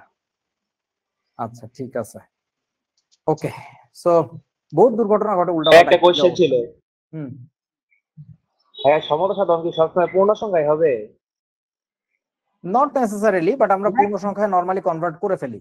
যদি কারো নিচে ধরো 3/4 আসছে, 4 দিয়ে গুণ করে দাও, সবাই পূর্ণ সংখ্যা হয়ে গেল, এই আর কি, তোমার ইচ্ছা। হ্যাঁ চলো তাহলে এবার কি করলাম, মানে হুম, ভাইয়া পানিটাতে দুইটা ই করি কেন, মানে সমতা সাধন করি কেন, একটা হাফ দিয়ে আর একটা ইচ্ছা ইচ্ছা ডিপেন্ডস, মানে আমার যেভাবে লিখলে সুবিধা হয়, ওটাতে এমন কোনো বাধা ধরা নিয়ম নাই আর কি। আসলে এটা শেষ করি তাড়াতাড়ি। আয়রন এখানে 3টা ছিল, এখানে একটা ছিল, মিলে গেল। তারপরে এবার আমি আয়রনের পাশের মূলটাকে দেখতেছি, অক্সিজেন, তাহলে এখানে 4টা ছিল, তাহলে এখানে আমার একটা 4 দেওয়া উচিত। এবার হাইড্রোজেন 4 দুগুণে 8টা হয়ে গেছে, এখানে 4। তাহলে আমি কিন্তু নিয়ম শিখাইছি, আবার নিয়ম ব্রেক করাও শিখাইছি, যে কখন ব্রেক করতে হয়, কি কারণে আর কি। যদি তুমি নিয়মটাকে গভীরে বোঝো, নিয়মের ফিলোসফি বোঝো, তখন তুমি নিয়ম ব্রেক করাও পারবা। বাট নিয়মের গভীরে না বুঝে ব্রেক করতে হয় না বেসিক্যালি। আচ্ছা পরের বিক্রিয়া বলেন, কাকে দিয়ে কাজ শুরু করছেন? সোডিয়াম। সোডিয়াম। সোডিয়াম। এখানে 2, এখানে 1। সোডিয়ামের পাশে এখানে অক্সিজেন বাদ, এখানে সিলিকন, সিলিকন এখানে একটা, তাহলে এখানে 1 হয়ে গেল। তারপরে কাকে দেখবো? হাইড্রোজেন। হাইড্রোজেন, এখানে 2টা, তাহলে এখানে 1। তারপরে তো খাতা আকাশে, মিলাই দেখি, 2টা অক্সিজেন, 3টা, এই মেলে না তো। ও সরি, এখানে 2টা 2টা 4টা, তাহলে 3 আর 1 4, ঠিক আছে মিলে গেছে। আচ্ছা নিচের বিক্রিয়া সমতা করো তাড়াতাড়ি, নিচের বিক্রিয়া করছি। জি ভাই। তাহলে কাকে দিয়ে কাজ শুরু করবো? ক্যালসিয়াম একটা ছিল, ক্যালসিয়াম দিয়ে এখানে 1 দিয়ে দিলাম। তারপরে কাকে দেখছো? ক্যালসিয়ামের পাশে যে আছে অক্সিজেন বাদ, এখানে মোটামুটি কাকে ধরা উচিত বলেন তো? কাকে ধরা উচিত? কার্বনকে ধরা উচিত। CH3 এত বড় একটা জিনিসকে একবারে ধরবা নাকি শুধু কার্বনকে ধরবা বাবা? মূলক আকারে আছে তো একসাথে ধরা যায় না। ভাইয়া মূলক আকারে আছে এই জন্য একসাথে ধরছি। আচ্ছা এই কাজটা কইরো না, এই কাজটা কইরো না, আমার রেকমেন্ডেশন মূলক আকারে থাকলে ধরো না, এটা ভালো হবে আর কি। হ্যাঁ কার্বন দিয়ে করো। তাহলে বলো ডান পাশে কার্বন দেখতেছি আমি, কার্বন এখানে কয়টা আছে? দুইটা কার্বন। তাহলে এখানেও আমার এই যে দুইটা পাওয়া গেছে আর কি, তাহলে এখানে আমার 1ই হবে, আর কোনো চেঞ্জ নাই। না দুইটা তো ছিল না, না 4টা আছে তো। খেয়াল করি নাই, 4টা। তাহলে এখানে একটা আমার কি যাবে? 2 যাবে। 2 তারপরে কাকে দেখা উচিত এবার? হাইড্রোজেন। হাইড্রোজেন বাম পাশে টোটালি কটা? 2 আর এখানে 6, আবার এখানে একটা আছে 3 আর 1 4, 4 2 8, 8 10টা। তাহলে এখানে কত হবে আমাদের? এখানে চলে গেছে কয়টা দেখো তো? এখানে কয়টা চলে গেছে? 6টা। বাকি আছে 4টা। 4টার জন্য এখানে একটা 2, বাকি আছে অক্সিজেন। অক্সিজেন মিলে বসে আছে আমি জানি। ভাইয়া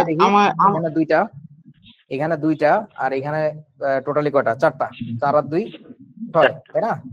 তাহলে দুইটা না, আমার হিসাব নিকাশ কি উল্টা পাল্টা করতেছি। এখানে দুইটা, এখানে কয়টা? 4টা না? 4টা আর 2টা মিলে 8। ভাইয়া হিসাব ঠিক আছে। 4 আর 2 6। এখানে হচ্ছে 4 আর 2 6। এবার ঠিক আছে। হ্যাঁ বলো কি প্রশ্ন মারুফ? ভাইয়া আমি মিলাই ফেলাইছি আরো অনেক আগে। আমি যখন বাবু তুই সবার আগে মাইকটা মুখের কাছ থেকে অনেক দূরে নে, তোর ভয়েস অনেক লাউড। আপনি যখন 2 নম্বরটা করতেছিলেন তখন আমি অনেক ওই নিয়মটা অনুসরণ না করে অনেক করে ফেলাইতে পারছি। আমি তো এই ছেলেটা বোঝে না রে, এত মাথা মোটা কেন? আমি তো বললাম কোন নিয়ম কানুন জানা ছাড়াই তুই একটা নষ্ট মোটরসাইকেলে লাথি দিলে ঠিক হবে কি হবে না বল? হইতে পারে। এই তোর এটা হইতেছে, ওইভাবেই হইতেছে। তোকে আমি ইঞ্জিনিয়ার বানানোর চেষ্টা করতেছি, তুই মিস্ত্রি কাজ ছাড়া উঠতে চাইতেছিস না। এত নিয়ম জানার দরকার আছে? ফোরস্টক ইঞ্জিন কেমনে কাজ করে আমার জানার দরকার আছে? আমি তো সেন এটা ঘুরাই দিয়ে এটা গুল্লি মারলেই ইঞ্জিন স্টার্ট হয়ে যায়। তুই এটা বুঝতেছিস না যে জিনিস বহুদূর আছে। তোকে আমি মোটরসাইকেল ইঞ্জিন বানানো এখন শিখাচ্ছি, তোরে দিয়ে কয়দিন পরে এরোপ্লেন বানাবো। তুই তো বলতে যাইতে চাচ্ছিস না, তুই কইতেছিস লাথি মারলেই তো চলে। আরে গাধা। আচ্ছা ঠিক আছে ভাই, কমপ্লিকেটেড থাকলে অনেকগুলো থাকলে নিয়ম না মানলে মনে করেন কাটাকাটি লাগে অনেক। আরে একটু পরে কি হবে দেখ না, 2-4 স্লাইড বাকি আছে। আজকের ক্লাস বেশি বড় না, এমনি লাইন ধরে থাকবা তখন কাটবা পড়ে। এই বিক্রিয়া করেন, তাড়াতাড়ি করেন। পটাশিয়াম একটা। হ্যাঁ কর, বল। জি ভাইয়া, ওই কোন প্রশ্নের মধ্যে এভাবে বলা হয় যে উৎপাদের বিক্রিয়ায় 2:3 অনুপাতে বা একটা অনুপাত দিয়ে প্রশ্ন করে, ওইটা কি সমতাকৃত কোন ফর্মুলার জন্য? এটা করো কিছু না, করো তাড়াতাড়ি।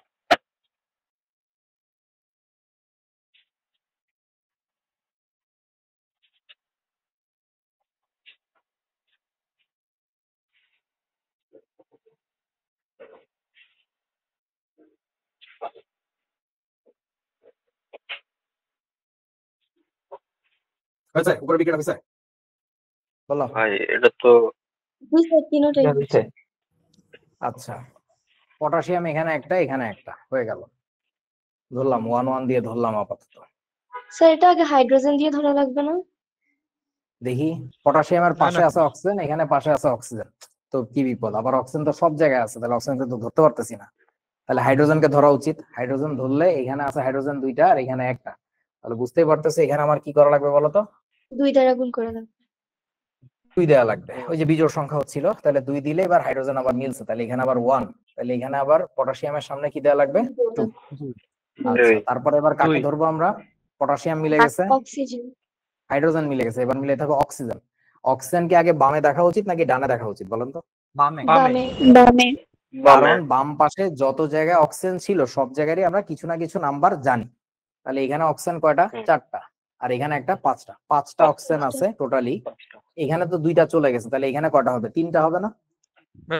2টা হওয়ার জন্য এখানে সামনে একটা কি দেয়া লাগবে জানো? 3/2। কেন বুঝাচ্ছ? এখানে অলরেডি একটা 2 ছিল না, সামনের আর পিছনের নাম্বার তো গুণ হয়। সো যেহেতু পিছনে একটা 2 অলরেডি ছিল, তাহলে সামনে থাকা লাগবে 3/2, তাহলে গুণ করে আলটিমেটলি 3 হয়ে যাবে। বোঝো নাই বন্ধুরা?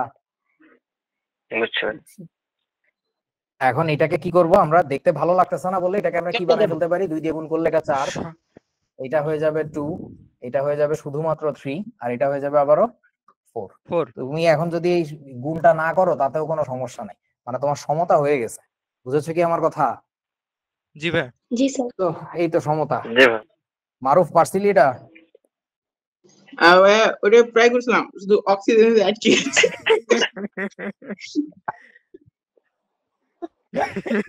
হাতে এবার ধরা খাইছে জন্য প্রথমে কিছু বলে নাই। হায় রে আমার মিস্ত্রি, তোরে সবাই কইতেছে কথা শুন, ওকে লাথি মারলেই তো ইঞ্জিন স্টার্ট হইছে। আচ্ছা না, that's also good, that's also really good to go without any kind of rule, but ওস্তাদ যখন নিয়ম শিখাইতেছে আমি তো মরে যেতে পারি যে কোনো সময়, তাই না? তুই একটা সুযোগ পাইছিস নিয়ম শেখার, আগে শিখে ফেল, তারপরে তোর যা ইচ্ছা কর। ওকে, এবার বলো, এটা সহজ বিক্রিয়া করেন দেখি, বিখ্যাত বিক্রিয়া। এই বিক্রিয়াটা আমরা 9 10 মুখস্থ করছিলাম, 4 5 4 6 এর বিক্রিয়া।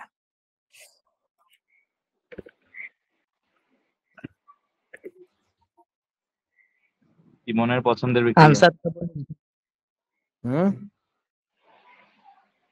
এই বিক্রিয়াটাই আনসার তো বলেই দিলাম, এবার তুই হিসাবে মিলা যে আসলে এটা কি মেলে কিনা। ভাইয়া করছি। করছো? জি স্যার। ওকে, বলো কাকে দিয়ে কাজ শুরু করছো? নাইট্রোজেন। নাইট্রোজেন একটা দিলাম, এখানে 1, তারপরে মিলাইতে যাবো আমি হাইড্রোজেনকে, এখানে আছে 3টা, এখানে আছে 2টা। এই যে দেখো বিজোড় সংখ্যা না, তো বিজোড় সংখ্যার জন্য কি করতে হবে, এখানে আগে কি দেওয়া উচিত, 2। বুঝতে পারছিস তো? তাহলে হাইড্রোজেন হয়ে গেছে 6টা, 6টা হইলে এখানে আমার 3 দিলে মিলে যাবে, আবার নাইট্রোজেন যেহেতু 2টা হয়েছিল এখানে একটা 2 দিব, ঠিক আছে? আচ্ছা, তাহলে এবার আমার তো নাইট্রোজেন মিলে বসে আছে, হাইড্রোজেন 6টা ছিল, হাইড্রোজেনও মিলে বসে আছে। এবার আমার দেখার কথা অক্সিজেনকে, অক্সিজেন যেহেতু ডান পাশে সব জানি, অক্সিজেন ডানে দেখো তো 2টা আর 3টা, 5টা, তাহলে এখানে তো এখানে অলরেডি 2 ছিল, তাহলে এখানে কত দেওয়া উচিত, 5/2 হয়ে গেছে। এইবার তুমি চাইলে এটাকে পূর্ণ সংখ্যায় নিতে গেলে কি করবা, সবারে 2 দিয়ে গুণ করবা। সো 2 দিয়ে গুণ করলে এই 2 হয়ে যাবে 4, এটা হয়ে যাবে শুধুমাত্র 5, এটা হয়ে যাবে আবারও 4, এটা হয়ে যাবে 6। বুঝিয়াছো? এই বিক্রিয়া আমরা 9 10 মুখস্থ করছি, 4 5 4 6 এর বিক্রিয়া। ওই যে সেটা বাসে মনে হয় ক্লাসে জিজ্ঞেস কর যে এই বিক্রিয়া কয়শো বার লাগবে, কত হাজার বার লাগবে ইন্টারমিডিয়েটে, লক্ষ কোটি বার। আচ্ছা, সো এরপরে আসো, এখন ধর কারো একজনের মনে আছে আরিফ ভাই কইছিল এই বিক্রিয়াটা 4 5 4 6, এখনো বিক্রিয়া লেখছে এইভাবে যে অক্সিজেনের সাথে অ্যামোনিয়ার বিক্রিয়ায় পানি তৈরি হয় আর নাইট্রিক অক্সাইড তৈরি হয়। এরপরে ও লিখে দিছে এখানে কি জানিস, 4 5 4 6। এটা কি হবে? না, আমি যেভাবে লিখছি সেভাবে লেখা লাগবে। ভাই ওইটা নাইট্রিক অক্সাইড না, তো নাইট্রাস অক্সাইড না। এই সর্বনাশ, এইটার নাম কি বল, তাড়াতাড়ি তাড়াতাড়ি। Nitric oxide. Nitric oxide, nitrous অক্সাইডের সংকেত কি বলেন? N2O। N2O। ওকে, পরের বিক্রিয়া কি হয়েছে, অ্যামোনিয়ায় দূর, এটা বাচ্চা বিক্রিয়া। ওকে, তারপরে আচ্ছা এগুলো তোমরা বাড়ির কাজ করবা, আমি আর করতেছি না, সহজ। নিচের বিক্রিয়াটা কত, শুধু লাস্টেরটা আর এটা, এই 2টা করো, এটা আর এটা, সহজ সহজ বিক্রিয়া, বাচ্চা বাচ্চা। একটু পরে আসবে কঠিন জিনিসপত্র।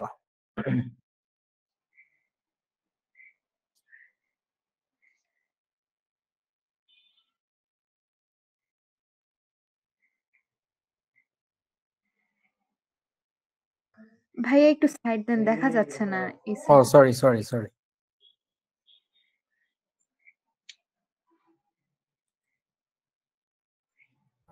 ভাইয়া করছি। ভাইয়া করছো? ওকে, চলো প্রথমটা বলো কি করছো, কাকে দিয়ে কাজ শুরু করছো এখানে? সালফার। গুড চয়েস, বিকজ আমার কাছে হাতে অপশন আছে আর হাইড্রোজেন আর অক্সিজেন, ওরা তো সবার লাস্টে। সালফার দিককে দিয়ে কাজ শুরু করলে এখানে একটা মিলে গেল। তারপরে কাকে ধরছো? সালফারের সাথে যে আছে হাইড্রোজেন, হাইড্রোজেন এখানে 2টা, হাইড্রোজেন এখানে 2টা, আর এখানে তো আবার 2টা আছে, আবার এখানে 2টা, তাহলে কি করছো এবার? পানিকে 2 জায়গায়, ওই যে হাইড্রোজেন পারঅক্সাইড পানির সামনে 2 দিছো নাকি? 2 দিছি। জি ভাই জি তাহলে ভাই মিলে গেছে, তার মানে এখানে তুমি অটোমেটিক্যালি বেসিক্যালি 1 দিছো আর কি, তাই তো? তারপরে ভাই। এবার তাকে মিলানোর কথা জি ভাই। অক্সিজেন, অক্সিজেন এখানে দুইটা, অক্সিজেন এখানে যে দুইটা মিলে গেছে। মিলে গেছে। আচ্ছা, সো তারপরে নিচের বিক্রিয়া কি হবে? করি করছো এটা? ভাই, করতেছি। তাড়াতাড়ি তাড়াতাড়ি, ওস্তাদ হয়ে যাইতে হবে আজকে। ভাইয়া একটা কথা, উপরে যে NaClO4 এটার নাম কি সোডিয়াম পারক্লোরেট হবে? সোডিয়াম পারক্লোরেট, কারণ পারক্লোরিক অ্যাসিড থেকে আসছে না। এই তোদের অ্যানায়নের নামকরণ শিখাইছি না? সব ভুলে গেছে। কার জানি গান বাজতেছে পাশে।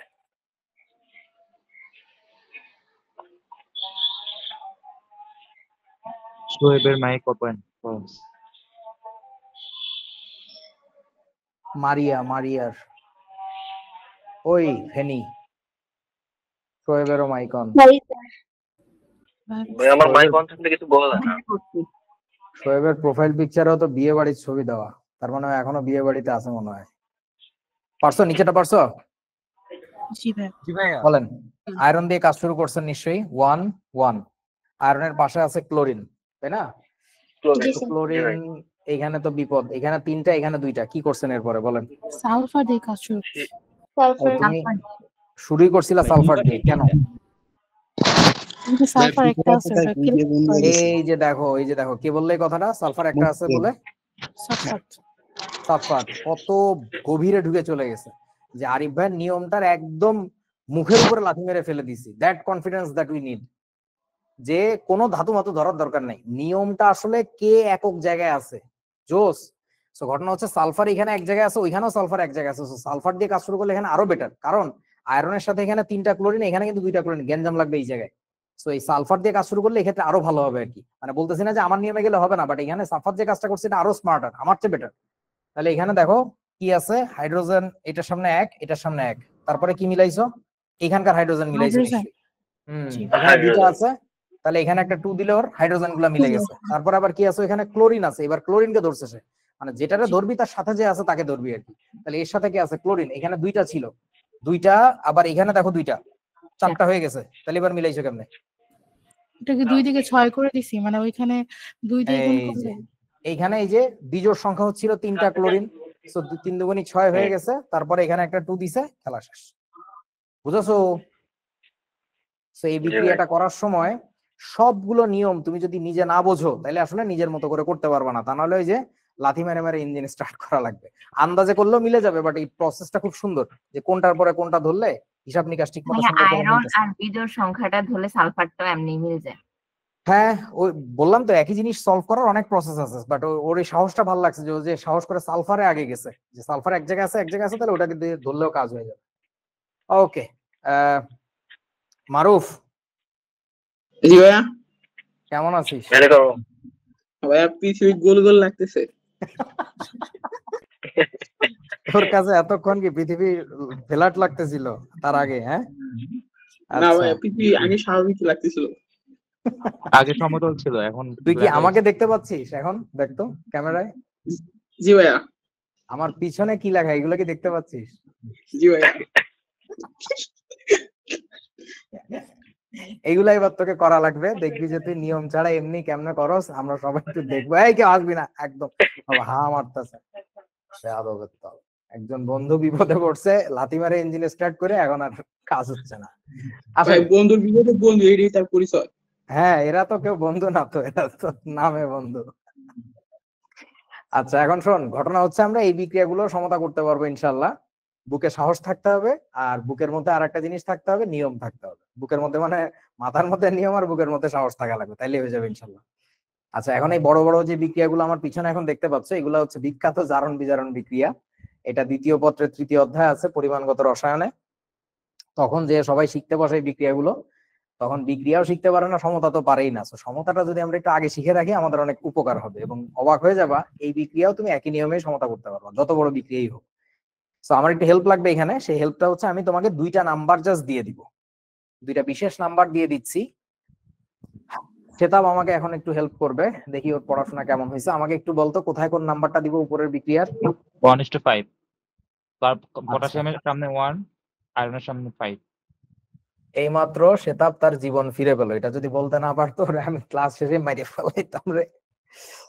ওকে, তারপরে আমাকে একটু বলো নিচের বিক্রিয়ায় কত কি দিব? 1:6। পটাশিয়ামের আচ্ছা, সামনে আরো 1। একবার সে জীবন ফিরে পেল।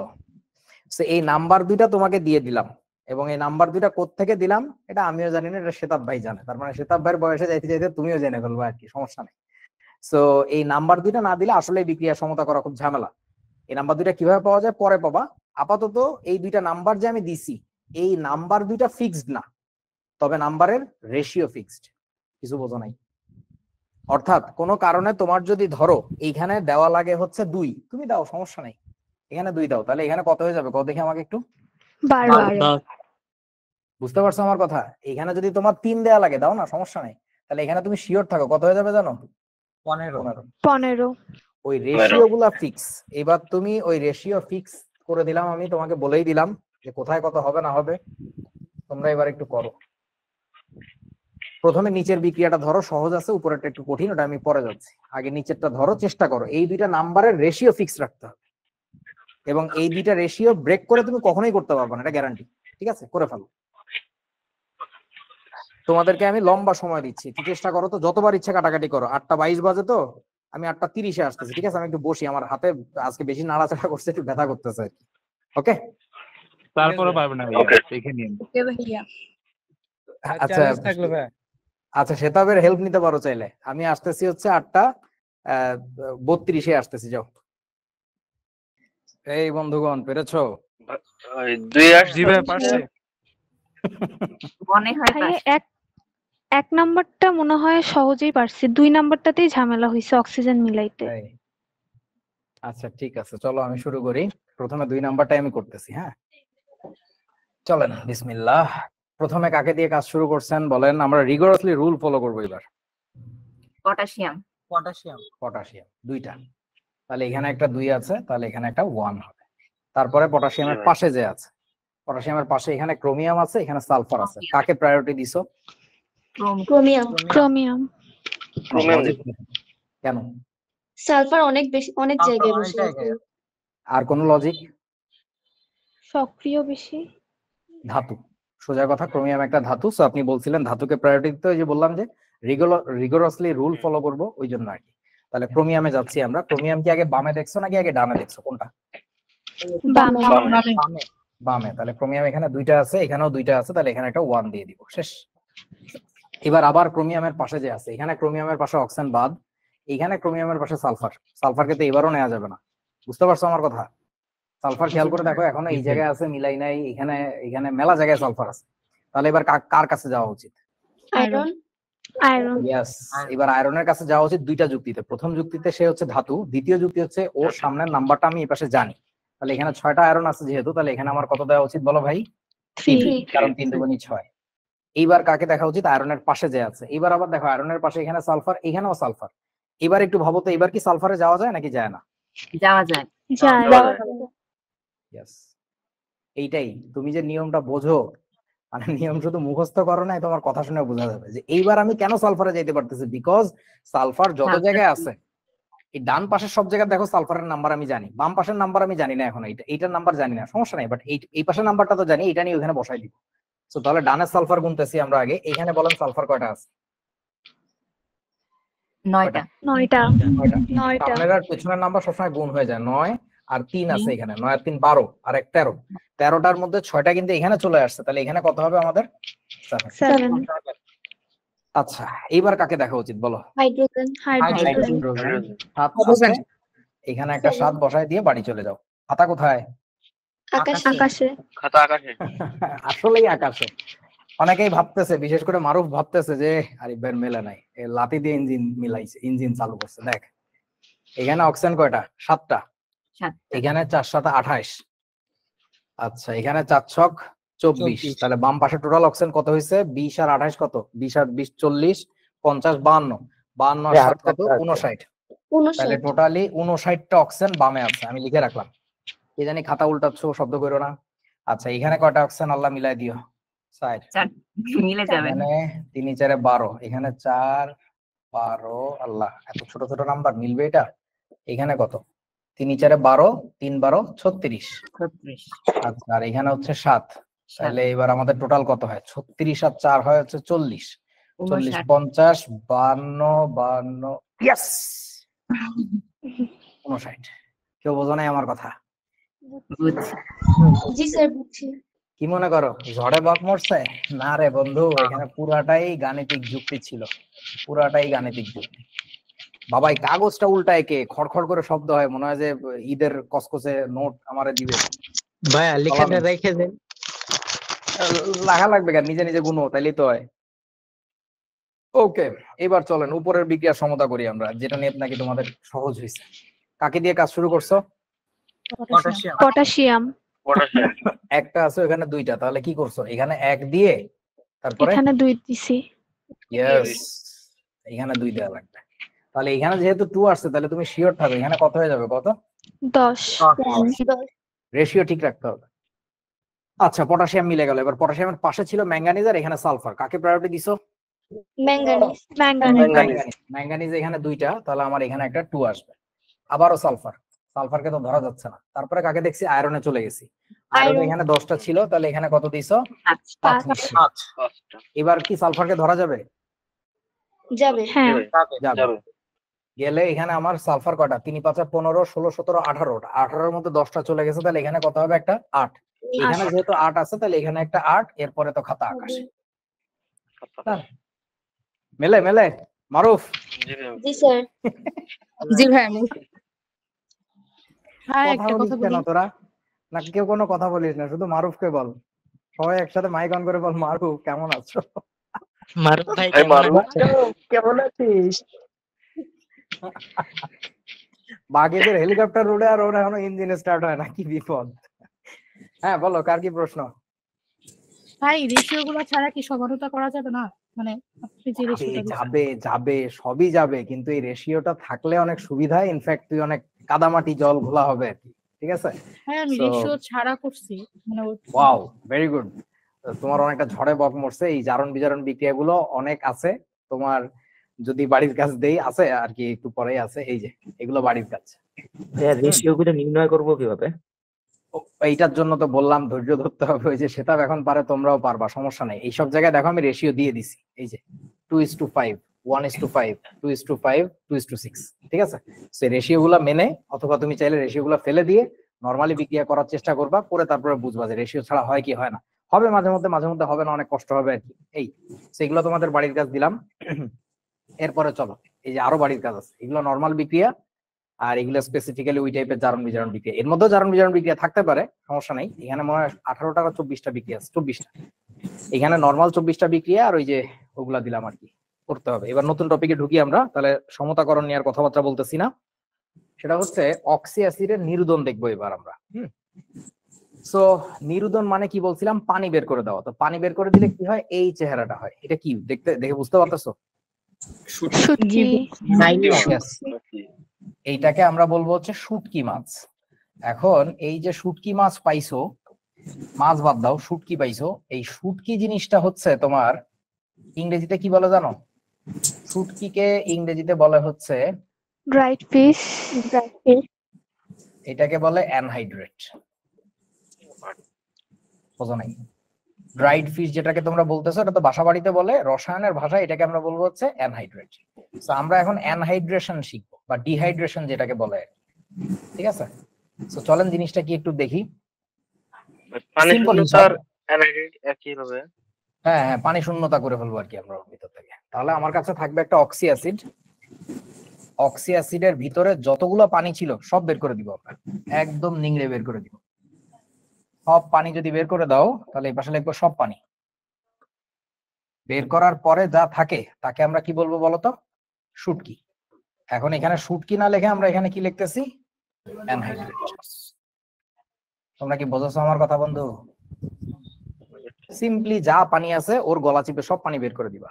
এই জিনিসটাকে সুন্দর করে লেখা আছে, এই যে অক্সি অ্যাসিড, সেখান থেকে পানি বের করে দিলে এরা লেখছে অম্লধর্মী অক্সাইড। কেন লেখছে অম্লধর্মী অক্সাইড? এটাকে আমি কি বলছি একটু আগে বলতো? অ্যানহাইড্রেট, তাই না? এই অ্যানহাইড্রেটটাই হচ্ছে দেখবা একটা অম্লধর্মী অক্সাইডে দাঁড়ায়। আমি একটু উদাহরণ দিই তাহলে বুঝবা। আমাকে একটা অক্সি অ্যাসিডের সংকেত বলো, সবচেয়ে সহজ পরিচিত। H2SO4 আচ্ছা, ওই রে কার বাতিজা চলে আইছে আবার মামাতো ভাই। আচ্ছা, এর মধ্যে পানি আছে কয়টা একটু ভেবে বলো তো, সালফিউরিক অ্যাসিডের মধ্যে? এক অণু। কেমনে বুঝছো? H2 আছে, H2 হাইড্রোজেন 2টা এবং অক্সিজেন তো যথেষ্ট পরিমাণে আছে, তাহলে পানি আছে এক অণু, তাহলে এক অণু পানি বের করে দাও এখান থেকে। বাকি থাকে কি একটু গুণে দেখেন তো। বাকি ওরে বাবা SO2 গুণে গুণে বলো, গুণে গুণে বলো। সালফার একটা ছিল, yes SO3। এই যে SO3টা, এটা কি একটা অম্লধর্মী অক্সাইড না? মনে আছে তোমাদের সালফার ট্রাইঅক্সাইড একটা অম্লধর্মী অক্সাইড, পানির মধ্যে দিলে সালফিউরিক অ্যাসিড তৈরি হয়, মনে নাই? জি ভাইয়া। ওই জিনিসটাই। এইটাকে এখন তুমি আগে কি নামে চিন্তা, SO3 কে কি নামে ডাকতা বলো? কথা কয় না। Sulphur trioxide. এইটাকে বলতি সালফার ট্রাই অক্সাইড, তাই তো? এটার নতুন নাম আজকে থেকে শিখলাম, নতুন একটা নাম এখন শিখবো। সেই নামটা হচ্ছে কি জানো? ছোট করে লিখি এটা।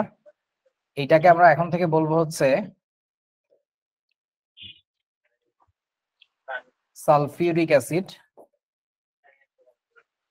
আমি ওর ভিতরে চলে যাচ্ছি, দাঁড়া, টেনশন নিস না। অ্যানহাইড্রাইড, কেউ বোঝা না? এটাকে বলবো আমরা সালফিউরিক অ্যাসিড অ্যানহাইড্রাইড, এই নামে ডাকবো এখন থেকে আমরা।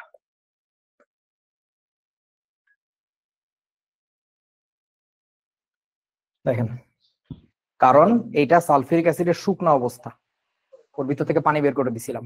এই যে, তোমরা বোঝো নাই আমার কথা? জি ভাই বুঝছি। আচ্ছা, আরো একটা উদাহরণ দেখো। সাহায্যে কেমন হবে? কোনো পার্থক্য না, এটা সিম্পলি সালফার ট্রাইঅক্সাইড, জাস্ট ওটাকে নতুন একটা নামে ডাকতেছি। বুঝিস নাই বাবা? বুঝছি ভাই। আচ্ছা, তোরা আমাকে একটু বলতো, ট্যাং খাইছিস না? ট্যাংয়ের দুইটা চেহারা তুই দেখিস, একটা হচ্ছে গোলানো অবস্থা, একটা হচ্ছে ঝুরা অবস্থা। ঝুরা মানে পাউডার। যে সায়েন্টিস্ট প্রথমে এটা বানাইছিল সে কি অবস্থায় বানাইছিল, গোলানো অবস্থায় না পাউডার অবস্থায় বলেন তো? গোলায় খাইয়ে তার ভালো লাগছে, পরে কয় যে এটা তাহলে বাজারজাত করবো কেমনে, বাজারজাত সহজে করার জন্য সে পাউডার চেহারা বানাইছে পানি বের করে দিয়ে। পরে কইছে পানি মারি দিলেই ওই জিনিসই হবে, that's it. So basically sulphur trioxide nothing new, আমাদের কাছে আগে থেকে চেনা ছিল, কিন্তু আগে খেয়াল করি নাই যে সালফিউরিক অ্যাসিডের মধ্যে পানি বের করে দিলেই এটা হয়।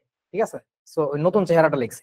আর একটা এক্সাম্পল দেখো, আমি আগের পেজে লিখি, জায়গা আছে অনেক, দাঁড়াও একটু এটারে মানুষ করে নি। ওকে, এখানে জায়গা আছে। কার্বনিক অ্যাসিড, একেবারে চেনা পরিচিত একটা অ্যাসিড, কার্বনিক অ্যাসিড। বলেন তো এখানে পানি আছে কয়টা? একটা। পানি বের করে দাও, পানি বের করে দাও।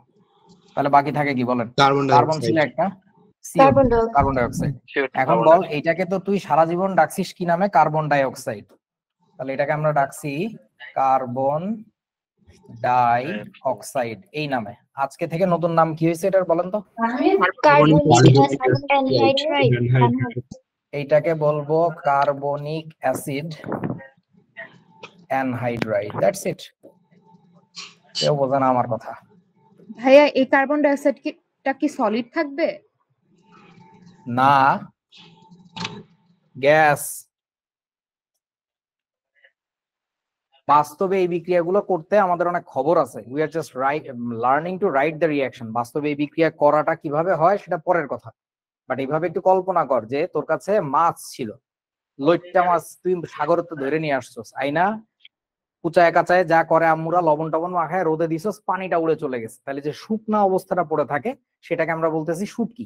তো একইভাবে কোন একটা অ্যাসিড মানে আসলে দ্রবণ, সেই দ্রবণটা থেকে যদি পানি কোনোভাবে বের করে দেওয়া যায় কোন একটা কেমিক্যাল প্রসেসে, তাহলে বাকি যা থাকবে সেটাকে আমরা বলবো অ্যানহাইড্রাইড অফ দ্যাট অ্যাসিড। বোঝা নাই? ওই অ্যাসিডের শুকনা অবস্থা। তো সেই শুকনা অবস্থাগুলো আমরা দেখতে পাচ্ছি, সবসময় দেখবা যে একটা অক্সাইড পাওয়া যায়, এবং সেই অক্সাইডটা না একটা অম্লধর্মী অক্সাইড হবে। তোমরা কি শিখছিলা কার্বন ডাই অক্সাইড অম্লধর্মী? একটু আগে সালফার ডাই অক্সাইড হয়েছিল, ওইটা একটা অম্লধর্মী অক্সাইড। সো এই তো, এগুলাকে বলা হচ্ছে অ্যানহাইড্রাইড, অক্সি অ্যাসিডের অ্যানহাইড্রেশন বা নিরুদন আর কি। আচ্ছা, তোমরা তারপর একটু হ্যাঁ বলো। এই বিক্রিয়ার উল্টা প্রসেস করলে তো কি হতো? মানে ওইটাই তো দেখাবো, ওইটা আগামী ক্লাসে দেখাবো, আজকের জিনিস না। আজকে তোর কাজ হচ্ছে শুধু পানি বের করা, সহজ জিনিস, নিংড়ায় পানি বের করা। বলেন H3PO4 এখান থেকে কয়টা পানি বের করা যাবে ভাবেন তো? দুইটা। একটা। দেড়টা এই বেটা বলো, দুইটা হাইড্রোজেন মানে তো একটা পানি, বুঝিস নাই? 1.5টা পানি বের করা যাবে এখান থেকে, বুঝতে পারছিস কি আমার কথা? বোঝে না? জি স্যার বুঝছি। সো এখানে 1.5টা পানি বের করা যাবে, তাহলে এটাকে আমরা যদি 2 দিয়ে মাল্টিপ্লাই করি তাইলে এবার হবে 3টা, কারণ দেড়টা পানি তো আর বাইর করতে গেলে কেমন লাগে, বুঝিস না আমার কথা? আচ্ছা তাহলে এবার বলেন কয়টা পানি বের করবো আমরা এখান থেকে? 3টা পানি বের হইলো, প্লাস বাকি থাকবে যা, জাস্ট গুনে গুনে বলো। ফসফরাস কয়টা ছিল এখানে? 2টা, রাইট? তাহলে এখানে কি লিখে দেবো? P2। অক্সিজেন ছিল 8টা, দেখতে পাচ্ছ 8টা অক্সিজেন ছিল, 8টা থেকে 3টা চলে গেছে, তাহলে কি হবে? P2O 8 করতে থেকে 3টা চলে গেছে না অক্সিজেন, বুঝতে পারছিস কি? 8টা থেকে 3টা অক্সিজেন চলে গেল না এখানে? আরে ভাই পানির মধ্যে কি গেলে বড় কোথাকার। আচ্ছা তাহলে তৈরি হবে কি? P2O5। আমাকে একটু বলো P2O5 কে সারা জীবন কি নামে ডাকছো? সারা জীবন কি নামে ডাকছো? Phosphorus pentoxide. আজকে থেকে কি নামে ডাকতে পারবো বলো? Phosphoric acid anhydride. হ্যাঁ, এটাকে বলা যাবে ফসফরিক অ্যাসিড অ্যানহাইড্রাইড। এখন নতুন নাম শিখলা জাস্ট, আর কিছু না। তুমি আগে আমাকে দেখে বলতা আরিফ স্যার আরিফ স্যার, কোন একদিন জানলা এই লোকটা ফেলুদা, তাইলে তো ওই দিন থেকে ফেলুদা ফেলুদা একই মানুষ, মানুষ একই আছে, জাস্ট নতুন একটা নাম শিখছো, তার একটা নতুন চেহারা জানছো আর কি, আর কিছুই না। আচ্ছা তো তারপরে বলো, সালফিউরিক অ্যাসিডটা তো দেখাইছি, সালফিউরাস অ্যাসিড কে বলেন কয়টা পানি বের করা যাবে এখান থেকে? সালফিউরাস অ্যাসিড থেকে একটাই পানি বেরোবে, তাহলে বলো তো বাকিটা গুনে গুনে কি থাকে এখানে? Sulphur dioxide. Sulphur dioxide. তাহলে এটাকে তুমি আগে যে নামে ডাকতা সেটা হচ্ছে সালফার ডাইঅক্সাইড। বলেন আজকে থেকে কি নামে ডাকা যাবে? Sulphurous acid anhydride. এটা হচ্ছে ওই যে তাকাও, সালফিউরাস অ্যাসিড ছিল, সো এটা সালফিউরাস অ্যাসিড। কেন খাতা উল্টাস? খাতা এত কি হইছে এই মেয়ে? এই খাতার মধ্যে কি আছে? খাতা উল্টায় উল্টায় কারে মিলাস? DRIDE অ্যানহাইড্রাইড অথবা অ্যানহাইড্রেট সালফিউরাস অ্যাসিড, এই আর কি। মানে নামের সামনে বললে অ্যানহাইড্রেট বলে, আর পিছনে বললে বলে ওই অ্যাসিড অ্যানহাইড্রাইড, এই আর কি, সহজ জিনিস। আচ্ছা বলেন দেখি, নাইট্রিক অ্যাসিড কে যদি আমরা পানি বের করি কয়টা পানি বের করা যাবে এখান থেকে? হাফ করতে গেলে এখানে 2 দিয়ে দাও, 2টা অণু নিয়ে আসো, তাহলে এখানে কি হবে বলো? পানি বেরোবে এবার একটা, তাহলে বাকি থাকে কি? গুনে বলো তাড়াতাড়ি।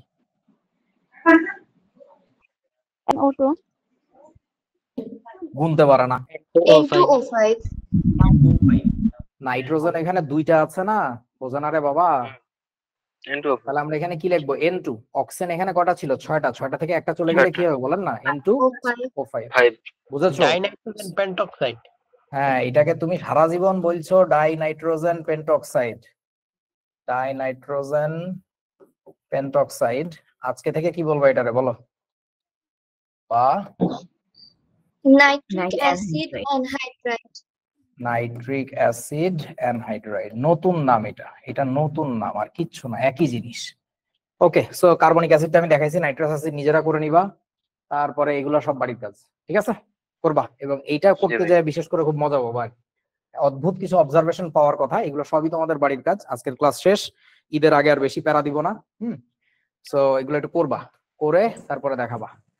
আর কি বলে, তোমাদের জন্য একটা বিশেষ সুযোগ আছে, সেই সুযোগটা আমি আজকে যদি অ্যানাউন্স দিচ্ছি না, অ্যানাউন্সমেন্ট, সেটা হচ্ছে তোমরা যে টাকা পয়সা দিয়ে ভর্তি হয়েছো, তুমি কিন্তু টাকাটা ফেরত পাবা যদি তুমি একটা বিশেষ কাজ করো। সেই কাজটা হচ্ছে তোমাদের জন্য একটা পরীক্ষা নেওয়া হবে আমাদের এই ফাউন্ডেশন অংশটার উপরে, এবং সেই পরীক্ষাটা কিন্তু ওপেন হবে, কারণ আমাদের সবগুলা ক্লাস যেহেতু লাইভে চলে যাচ্ছে, যারা লাইভ শুনতে পাচ্ছ তাদের জন্য ঘোষণা, তোমার যদি একটা certain level of number cross করতে পারো তাহলে তুমি পুরো কোর্স ফি ফেরত পাবা, অর্থাৎ তুমি পুরোটা স্কলারশিপে ফ্রিতে পড়তে পারতেছো। So that's why you should take the classes very seriously. ঘোষণাটা আমি আগেই দিয়ে দিলাম আজকে ক্লাসের শেষে। সো তুমি চাইলে এই টাকা ফেরতও নিতে পারো, চাইলে বলতে পারো যে ঠিক আছে পরের ফেজের জন্য আগে থেকে রেখে দেন, as you wish, no problem. I just want your attention, যে তুমি ক্লাসগুলো খুব মনোযোগ দিয়ে করতেছো, তুমি অনেক কিছু শিখতেছো আর কি। So take the classes very much seriously. যা কিছু দেখাই আর এগুলা নিয়ে তোমাদের এই যে গুগল করা বা এআই করা, এটা কইরো না। একটা বিজ্ঞাপন দিয়ে দিছো, সে সমতা করে দিছে, বাট আলটিমেটলি তোমার মেন্টাল এফোর্টটা তৈরি হইলো না, মেন্টাল অ্যাবিলিটিটা তৈরি হইলো না যে বিক্রিয়াটা আসলে কিভাবে মিলায়, ঠিক আছে। সো নিজে নিজে চেষ্টা করো আর কি, যে কি হয়।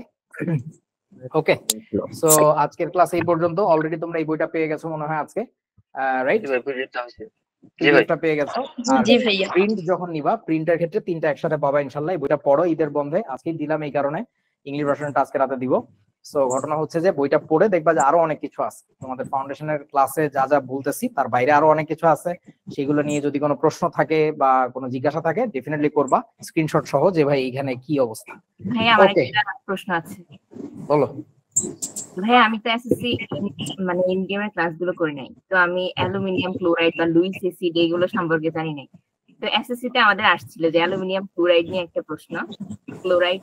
তো যখন আমি বাসায় এসে জানছি যে এটা সমযোজী যৌগ, আমি একেবারে আকাশ থেকে পড়ছি। সারা জীবন জেনে আসলাম যে এটা আয়নিক যৌগ হবে, ধাতু অধাতু, কিন্তু এটা সমযোজী যৌগ।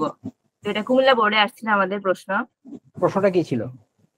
প্রশ্নটা ছিল ওই যে বহুপদী নির্বাচনী টাইপ যে প্রশ্নগুলো ওইরকম, যে অ্যালুমিনিয়াম ক্লোরাইড 1 নম্বরে ছিল যৌগটি আর্দ্র বিশ্লিষ্ট হয়, হ্যাঁ 2 নম্বরে ছিল যৌগটি জলীয় দ্রবণ অম্লীয়, 3 নম্বরে ছিল যৌগটিতে অ্যালুমিনিয়ামের অষ্টক পূর্ণ। না, অষ্টক তো পূর্ণ না, আবার সে হচ্ছে জলীয় দ্রবণ অম্লীয়, এটাও ঠিক আছে। জি হ্যাঁ, তো আমি তো জানতাম যেটা আয়নিক যৌগ, মানে অ্যালুমিনিয়ামের লাস্টে 3টা দিয়ে দেয় ক্লোরিনকে, সেজন্য আমি অষ্টক পূর্ণটা দিয়ে আসছি। এই সম্পর্কে একটু মানে একটু কথা বললে ভালো হয়। আচ্ছা ঠিক আছে, এটা নিয়ে কোনো একদিন পরে কথা বলবো না, তুমি প্রশ্নটা দিও আর কি, তারপরে আমি এটা নিয়ে আলোচনা করবো। সো ঠিক আছে, সবাইকে ঈদ মোবারক। আমার একটা প্রবলেম ছিল ভাই। হ্যাঁ বলো। একটা সমতা করা লাগবে। হ্যাঁ, ক্যালসিয়াম ক্লোরোহাইপোক্লোরাইটের সাথে যখন পানি বিক্রিয়া করি তখন আমাদের বইয়ে দেওয়া ছিল যে hypochlorous acid and calcium chloride উৎপন্ন হয়, কিন্তু এই যৌগটার সমতা আমি করতে পারিনি। ক্যালসিয়াম ক্লোরোহাইপোক্লোরাইড যোগ পানি, হাইপোক্লোরাইড যোগ পানি, হ্যাঁ আচ্ছা। তো এই বিক্রিয়ার দেওয়া ছিল ক্যালসিয়াম হাইপোক্লোরাস আর ক্যালসিয়াম ক্লোরাইড। এটার প্রোডাক্টে কি হয় জানো? ক্যালসিয়াম হাইড্রোক্সাইড আর হচ্ছে ক্লোরিন। তো বিক্রিয়ায় যদি ভুল দেওয়া থাকে তাহলে তো সমতা মিলবে না। বিক্রিয়াটা আসলে এটা, বোঝা নাই বন্ধু? এই বিক্রিয়া এবার করে দেখবা, এই যে আমি বিক্রিয়া দিয়ে দিলাম, এবার করবা আর কি। মানে হয়তোবা বইতে তুমি যেটা বলতেছো ওই প্রোডাক্ট হওয়ার কথা না, প্রোডাক্ট হওয়ার কথা এটা আর কি। মানে এবং এটা একটা উভমুখী বিক্রিয়া। এটা বেসিক্যালি ব্লিচিং পাউডার তৈরির বিক্রিয়া। ক্যালসিয়াম হাইড্রোক্সাইড কলিচুনের মধ্যে 40 ডিগ্রি সেলসিয়াস তাপমাত্রায় ক্লোরিন চালনা করলে ব্লিচিং পাউডার আর পানি তৈরি হয়। সো এটারই উল্টা বিক্রিয়াটা আমি লিখছি আর কি, বুঝিয়াছো? আচ্ছা ভাই, ঈদের পর ক্লাস মানে কি ঈদের পরের দিন ক্লাস নাকি? আরে না গাধা, ঈদের পরের দিন ক্লাস। ঈদের পরে কবে ক্লাস হবে? আমাদের তো গ্রুপ আছে, আলোচনা করবো, সমস্যা নাই। ঈদ যদি 7 তারিখে না, 7 তারিখে হলে হয়তো বা 10-11 তারিখে ক্লাস নিতে পারি, বা 12 তারিখে। 12 তারিখ যাবে না মনে হয়, 11 তারিখ নিবো ইনশাআল্লাহ, জানাই দিব। ফাউন্ডেশন ক্লাস কয়টা হবে? এই তো টোটালি 9টা আর কি, মানে আজকে মিলে 6টা হয়ে গেল তো, আর 3টা ক্লাস। সো ঈদের পরে রাফলি এক্সপেক্ট করা যাচ্ছে 15 তারিখ থেকে মনে হয় আমরা ইনশাআল্লাহ এইচএসসির বই ধরবো, ঠিক আছে? আর বই ধরা মাত্রই তোমাদের একটা ওই যে ওপেন অলিম্পিয়াড হবে, সেখানে তোমরা দেখি কে কত চ্যাট জিপিটি ইউজ করতে পারো, যা ইচ্ছা ইউজ করো। কোশ্চেন দিব এই ফাউন্ডেশনের উপরে, জাস্ট আনসার দিতে হবে। যদি পারো তুমি দেশ সেরা, তো তুমি ফ্রি পড়বা, সমস্যা কি? ঠিক আছে, তাহলে একটা সুসংবাদ দিয়ে আমাদের, হ্যাঁ বলো। আপনার কাছে কয়েকটা প্রশ্ন পাঠিয়েছিলাম, কিন্তু স্যার আপনার কাছে তো যাচ্ছে না, মানে আমার থেকে যাবে না, আপনার ওখানে যাবে। আচ্ছা আচ্ছা, গ্রুপে দিও, আমি দেখবো না, মাঝে মধ্যে টেলিগ্রামে ঝামেলা হয় আর কি। ওকে, তাহলে সবাইকে ঈদের শুভেচ্ছা। এইবার ঈদে তোমাদের হাটে তোলা যাচ্ছে না, ইনশাল্লাহ আরো বড় হবা। এইচএসসি 25 উঠে গেছে, 26 এরও 2-1 দেখলাম উঠে গেছে, তারপরে তোমাদের আর কি। ঠিক আছে, আল্লাহ হাফেজ। তাহলে আজকের ক্লাস ওকে, ঈদ মোবারক। ঈদ মোবারক, ঈদ মোবারক। ঠিক আছে, টাটা। ওকে, এই অনেকগুলো কাজ করিস কিন্তু, টাটা। ঈদের পর তীব্র আন্দোলন।